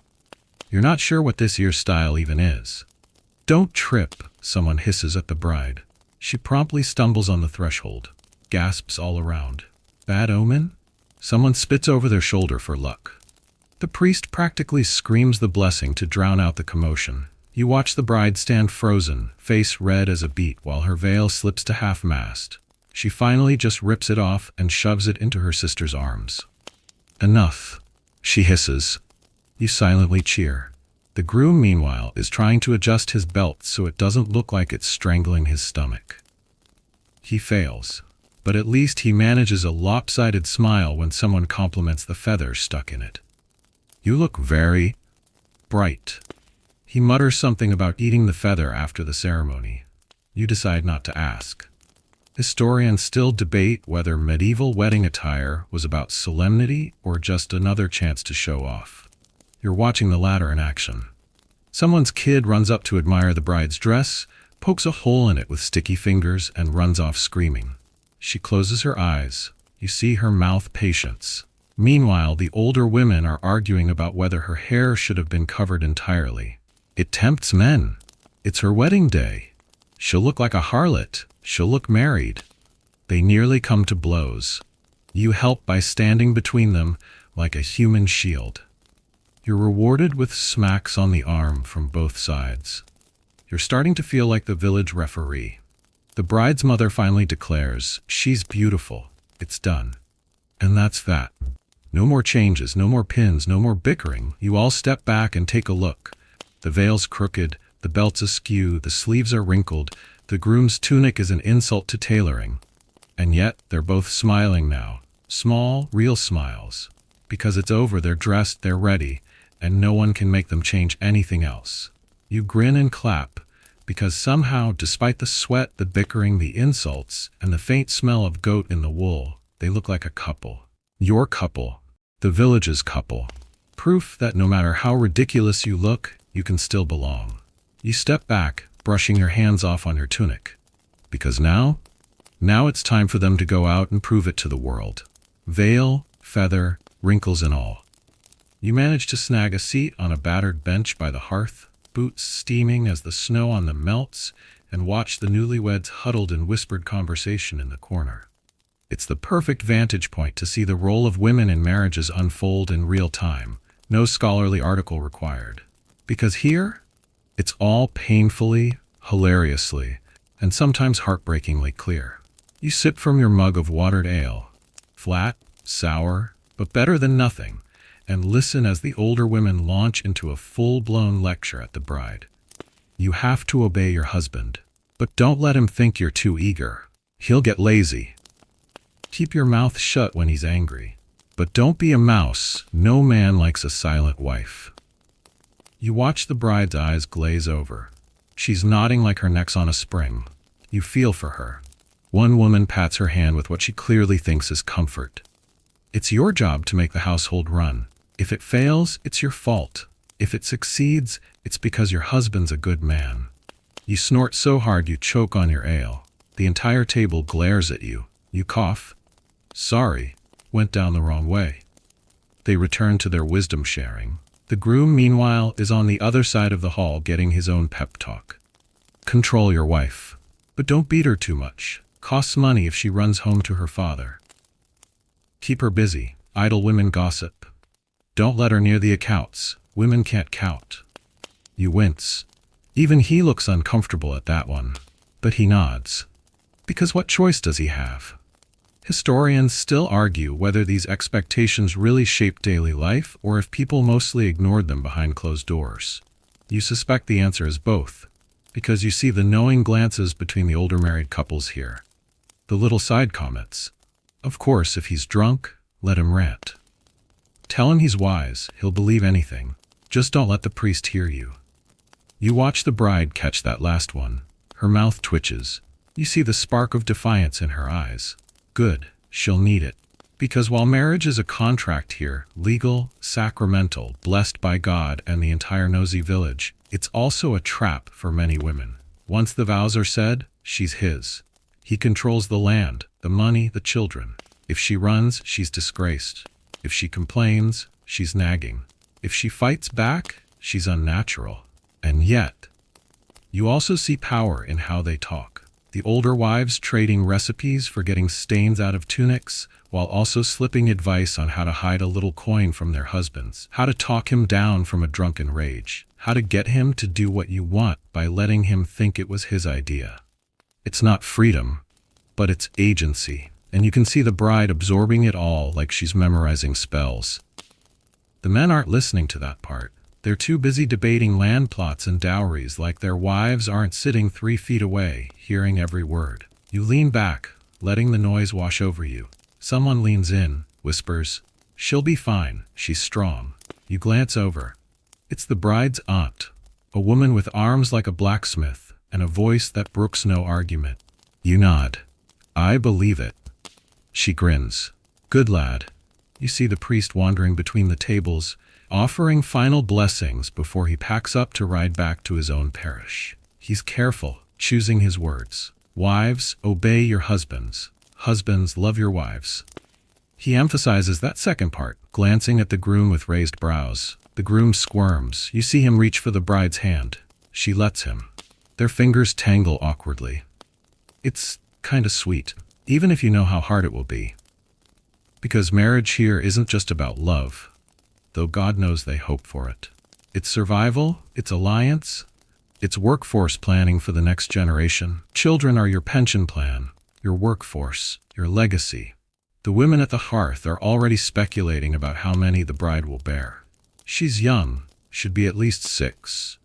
She's a bit pale, hope she can carry strong sons. You want to scream, but you sip your ale instead, because this is the world.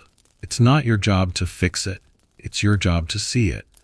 And seeing it means seeing the women laughing through their fear, boasting about their stubborn daughters, teaching tricks for avoiding the worst of a bad husband's temper. It means seeing the men sitting a little apart, boasting about their control, but glancing over their shoulders at wives they know aren't fooled. You see the contradictions. The bride's mother hugs her so tightly she winces, whispering, "Make me proud, make him respect you." The groom's father thumps his back and mutters, "Don't be soft."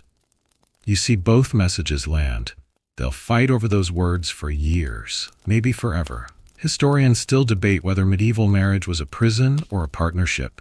You watch the bride slip a stolen moment of eye contact to the groom. You see him mouth, "Sorry." She rolls her eyes but doesn't let go of his hand. And you think, maybe it's both. The priest claps his hands for silence, a final prayer, a final blessing. He reminds them that marriage is holy, that it's sacrifice, that it's duty, but also that it's mercy, forgiveness. You see the bride's eyes flicker. Hope, or at least a plan. You stand as the crowd begins to disperse, stretching your legs, your back popping like old timbers. Outside, the wind howls against the walls. Inside, the newlyweds sit side by side, fingers entwined, backs straight, heads held high, ready to claim their tiny kingdom, for better or worse. You can't help it. You smile, because they're going to need every ounce of that stubbornness. And somehow, you think they just might have it. The feast is over. The bedding's been done. The village is already whispering about whether the bride was blushing or cursing when they drew the curtains. But even in the afterglow of all that spectacle, there's an unspoken worry that hangs in the smoky air. Annulments and scandals. Because for all the prayers, dowries, and priestly blessings, medieval marriage was far from unbreakable. You're hanging around the cold hearth with a few stragglers, boots steaming, listening to the quiet talk now that the raucous laughter has died down. Someone mutters, "Well, at least they didn't need a dispensation." You lean in, because that's the other side of all this holy marriage talk. Those rules, they're bendable, if you can pay. Turns out marrying your cousin wasn't just a family reunion gone wrong. It was actually pretty common in small villages, even though the church frowned on anything closer than fourth cousins. So if you wanted to keep the land in the family, you'd pay the local bishop for a dispensation. The priest here mutters darkly about selling grace. But you see him slip a silver penny into his pouch, courtesy of the newlyweds. Historians still argue whether these fees were spiritual or just a racket. You suspect both. Someone else pipes up with a hushed horror story. "My cousin's wedding was annulled. She was too close kin. They said it wasn't valid." You shiver, imagining it. All the feasting, the bedding, the village watching, and then it's just gone. Not even a real marriage in the church's eyes. It's humiliating and costly, because guess who loses the dowry? Hint, not the groom's family. The bride's father ends up paying twice, once to marry her off again. You see an older woman nod grimly. Better to pay the bishop up front than risk the scandal. No one disagrees, but scandal wasn't just about incest. You hear another story. A bride who confessed on her deathbed she'd been secretly promised to another man first.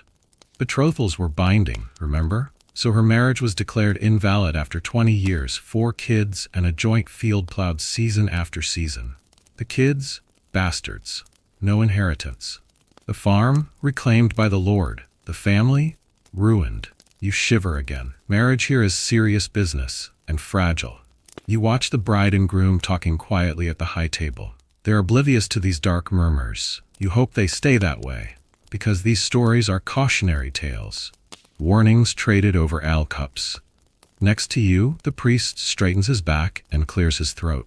Of course, he says primly, the church prefers to save marriages.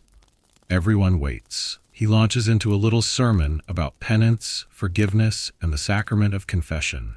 Because sometimes annulment isn't the answer. Sometimes the priest just needs to know your secrets. He glances meaningfully at the young couple. You see the groom's face pale. Because let's not kid ourselves, there are other scandals too. Adultery? Big deal. Especially if it results in a child. Those children have no inheritance rights. The wife can be dragged before the manorial court, beaten, fined. The husband can claim he's been cuckolded, publicly humiliated. But you also hear the women at the other end of the hall murmuring advice. Just don't tell him. Blame the wet nurse. Claim he's premature. You raise an eyebrow. They shrug. Men believe what they want to. One old wife cackles. Besides, if he's good to you, why stray? The other rolls her eyes. If he's good, you don't have to stray. You snort into your mug. Meanwhile, the priest is in full moral lecture mode. He rails against secret marriages too, because those happen all the time. Two young lovers exchange vows in a field at twilight. No witnesses, no banns, no priest. But under canon law? Technically valid. The church hates it, but they can't always undo it. So they try to regulate it, stamping out private vows by making public ceremonies mandatory. Annulments are their last resort. You watch the villagers nodding, not because they agree, but because they know the rules, and they know how to bend them. One old man leans over, voice like creaking leather. Had mine annulled once. She didn't like me. Told the priest I was impotent. You choke on your ale. The table bursts into laughter. He shrugs, unfazed. Married a widow after. She liked me fine. He winks. You can't stop laughing. Even the priest smiles, though he tries to hide it behind his cup.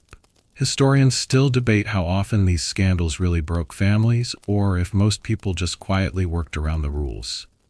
Watching this, you see both. The system's rigid. But people? They're creative. You listen to a mother warn her daughter, don't give him reason to doubt you. Don't let others gossip. Protect your name. The daughter nods seriously. But you see her eyes flick to her new husband, and you see the hint of a smirk.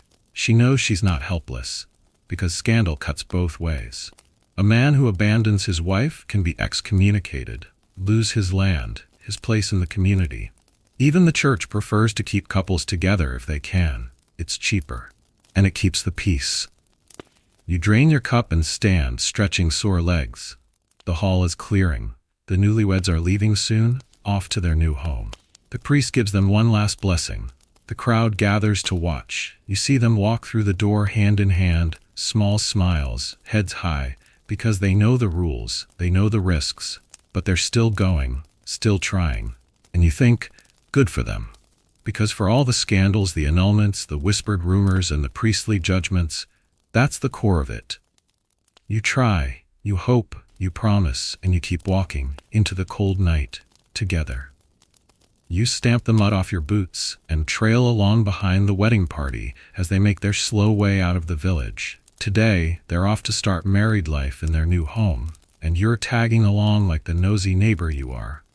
But here's the thing. Everything you've seen so far, that was just this village's idea of a proper wedding. And the further you wander, the more you see how much regional variations across Europe shape what I do actually looks like. You trudge down the rutted road, cold wind biting your cheeks, and think about how things would be different if you'd woken up in Italy instead of this muddy corner of Northern Europe. For starters, forget the mud. Think sunshine, vineyards, olive groves, and an Italian wedding would be a grand public affair, but with style. You've heard stories of wealthy families in Florence hiring musicians to march through the city in velvet doublets, with playing loud enough to wake every jealous neighbor. Even the poor would scrape together coins for fresh flowers, bright ribbons, and a tunic that didn't smell like goat. And let's talk dowries. Here it's cows and grain and the promise you won't be sued later. In Italy, You'd better have a chest stuffed with coin, bolts of imported silk, and documents proving your land's yours clear and free.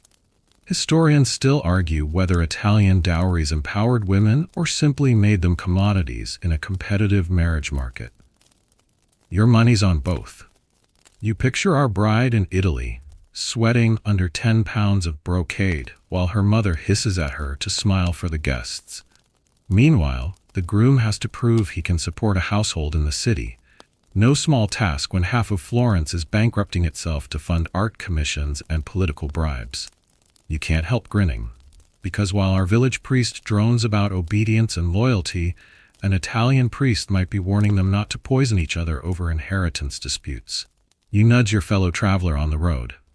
Better than here, eh? They snort. Maybe, but you'd have to learn Italian. Fair point. You keep walking.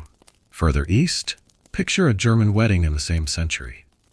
If you think our village has nosy relatives, you've never seen a proper German marriage contract negotiation. It's not just family. It's the entire extended clan, local guild leaders, and the parish priest arguing over who gets what in writing. Dowries are negotiated like military treaties. The betrothal might take weeks. Sometimes the bride and groom don't even attend the main signing. You hear stories of local scribes making a year's wages off one noble marriage contract. And don't get started on the wedding feast. Ours is all trenchers of gravy-soaked bread and questionable pig parts. In Germany, you might have dozens of courses if you're rich. Pies shaped like animals, candied fruits, beer by the barrel, whole roasted oxen with apples in their mouths. You lick your lips just imagining it. But you also hear the local jokes about these German feasts. Feed them for 3 days so they forget who they're marrying. You chuckle. It's not wrong. And the traditions? Some villages still do the polterabend, smashing pottery the night before the wedding for luck. Because nothing says happy marriage like giving your neighbors permission to trash your porch. You pass by a frozen ditch, boots crunching frost. Further north, think of Scandinavia. Those folks are tough as old leather, and their wedding traditions, equally no nonsense. You heard about the hand fastings that would last a year and a day, a trial marriage, basically. If they didn't work out, no harm, no foul. Try again. Historians still argue whether that was truly common or just an occasional rural loophole. But you like the idea of people getting a test run before signing up for life. You also think about the bride prices. In some places in Sweden and Norway, the groom's family would pay hard cash or livestock to the bride's family. Less were buying her, and more were compensating you for losing a worker. Practical, if blunt. And you know the local legends about the fertility symbols, carving runes on the bedposts, burying offerings to old gods, just in case Christ wasn't paying enough attention. Your traveling companion grunts. Better than spitting salt under the bed? You shrug. More dramatic. You both laugh. You pause by a frozen field and look west. Across the channel, the English are doing their own thing. If you thought this priest was bossy, imagine one in England after the Norman conquest, reading bans so aggressively you'd think he was naming sinners. The English took to public bans with a passion. 3 weeks of announcements in church, so anyone who objected had time to plan their speech. You can't help imagining some jilted ex standing up in the nave screaming about betrayal. Great drama. And the gifts? English brides might get morning's gifts from the groom, a payment promised the morning after the wedding night, supposedly to provide security if he died. Or, as some say with a wink, a reward for proving the marriage was real. You raise your eyebrows at that one. Your companion snorts. Classy. You both keep walking. Because that's the thing about these regional variations. Same core idea, 2 people bound together for property, security, heirs, but dressed up in whatever local flavor you could scrape together. Southern Europe favors displays of wealth and lineage. Northern Europe loves its legalistic fuss over contracts. Eastern Europe? Stories of kidnapping the bride, playful or not so playful, depending on your village. Even the church can't make it uniform. They try. God knows they try. But people are stubborn, inventive. They want weddings to feel like theirs. You see that in our own village, too. For all the borrowed traditions, they've made it local. The priest's Latin mumbles, the herbal charms, the bedding ceremony with its blend of mortification and community blessing. It's theirs. You stomp your feet to keep warm, breath fogging in the cold air. The newlyweds are just ahead. She's got her veil pinned tighter, no longer worried about fashion, but about warmth. He's got an arm around her shoulder. They're quiet, but they're walking together. And you think, as you watch them trudge through ruts and frozen puddles, maybe that's the most universal tradition of all. No matter where you go, no matter the customs, the scandals, the jokes, two people promise to walk forward together, even when the road is muddy. Especially then. You grin, rub your cold hands, and pick up the pace to join them, because you don't want to miss the last leg of the journey, or the final jokes waiting back at the manor. And besides, you've come this far. Might as well see them home. You watch your breath fog in the cold as you catch up to the couple. The path twists past bare hedgerows, the sky hanging low with iron-gray clouds threatening snow. But there's a warmth in this moment all the same. A final chance to reflect on the lasting legacies of medieval weddings that echo straight into today. You're trudging behind them, listening to their boots crunch frozen mud, and thinking that despite everything, the bargains, the bans, the bawdy jokes, the public betting, they're just people trying to make something work. And that? It's oddly familiar. You imagine explaining to them how your world does weddings. First, you'd say, we take months, sometimes years, to plan it all. They'd gape. Years? Just to plan a wedding? You'd shrug. Yep, we fight over flowers, argue about seating charts, and spend so much money it'd feed your entire village for a season. They'd look at each other like you'd lost your mind. And yet, you can see the similarities, can't you? Your rings still symbolize unbroken commitment, even if they're gold with diamonds instead of cheap brass. Your wedding dresses are still white for purity, even though, let's be honest, that ship often sailed ages before the proposal. You gather your community to watch you say vows, just like they gathered in that freezing church. You hire photographers to catch the moment you promise forever, much as they demanded the entire village be there to witness it. Even the idea of public proof? They had the bedding ceremony.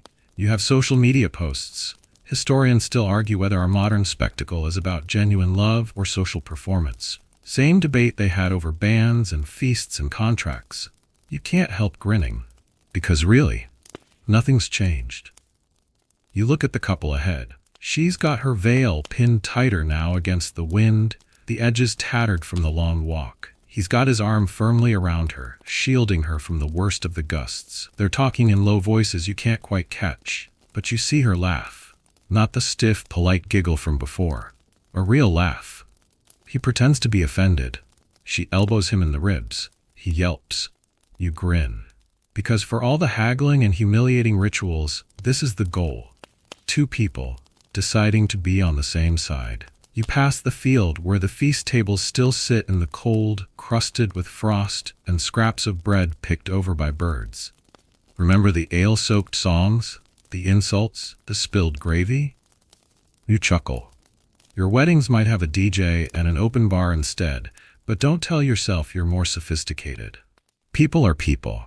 They want to celebrate. They want to show off. They want to eat and drink and gossip and flirt. You think about the charmed belts and the salt and shoes. Today you've got Pinterest boards of must-have traditions. Something borrowed, something blue. Jumping the broom, tying the knot, cutting the cake.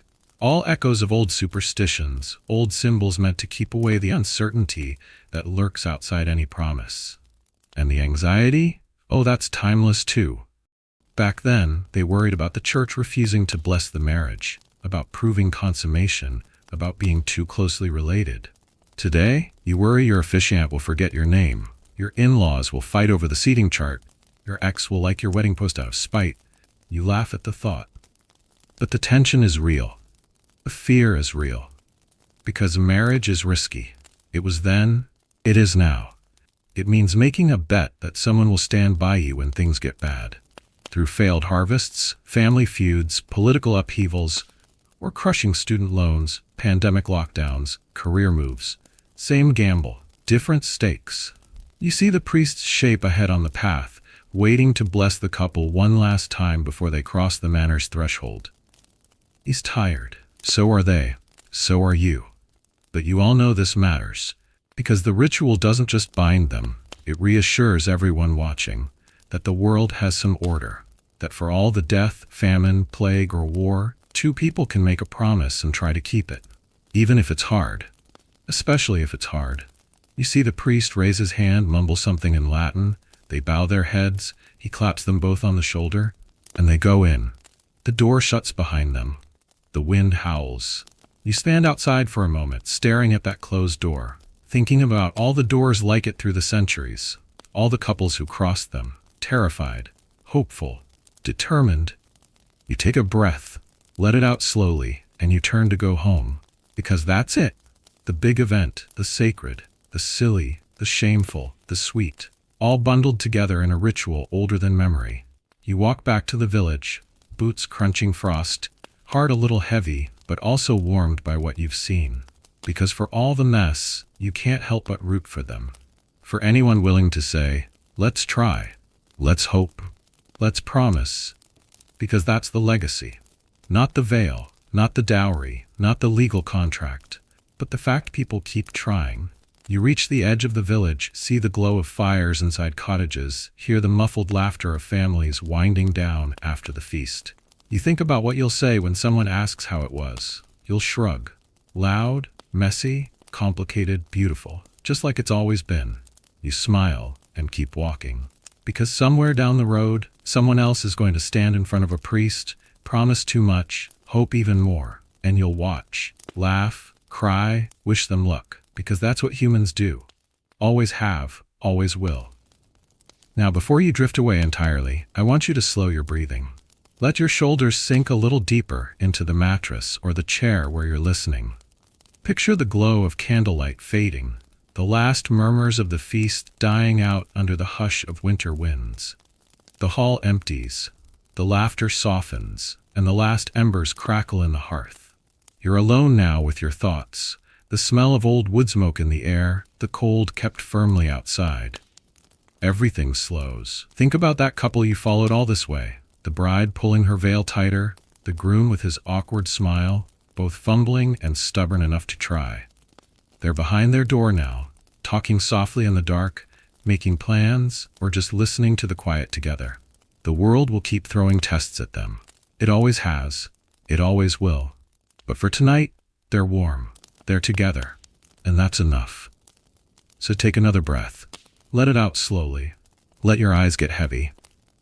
There's no rush. Tomorrow will come soon enough, but for now you can rest here in this old, strange, familiar world of human promises.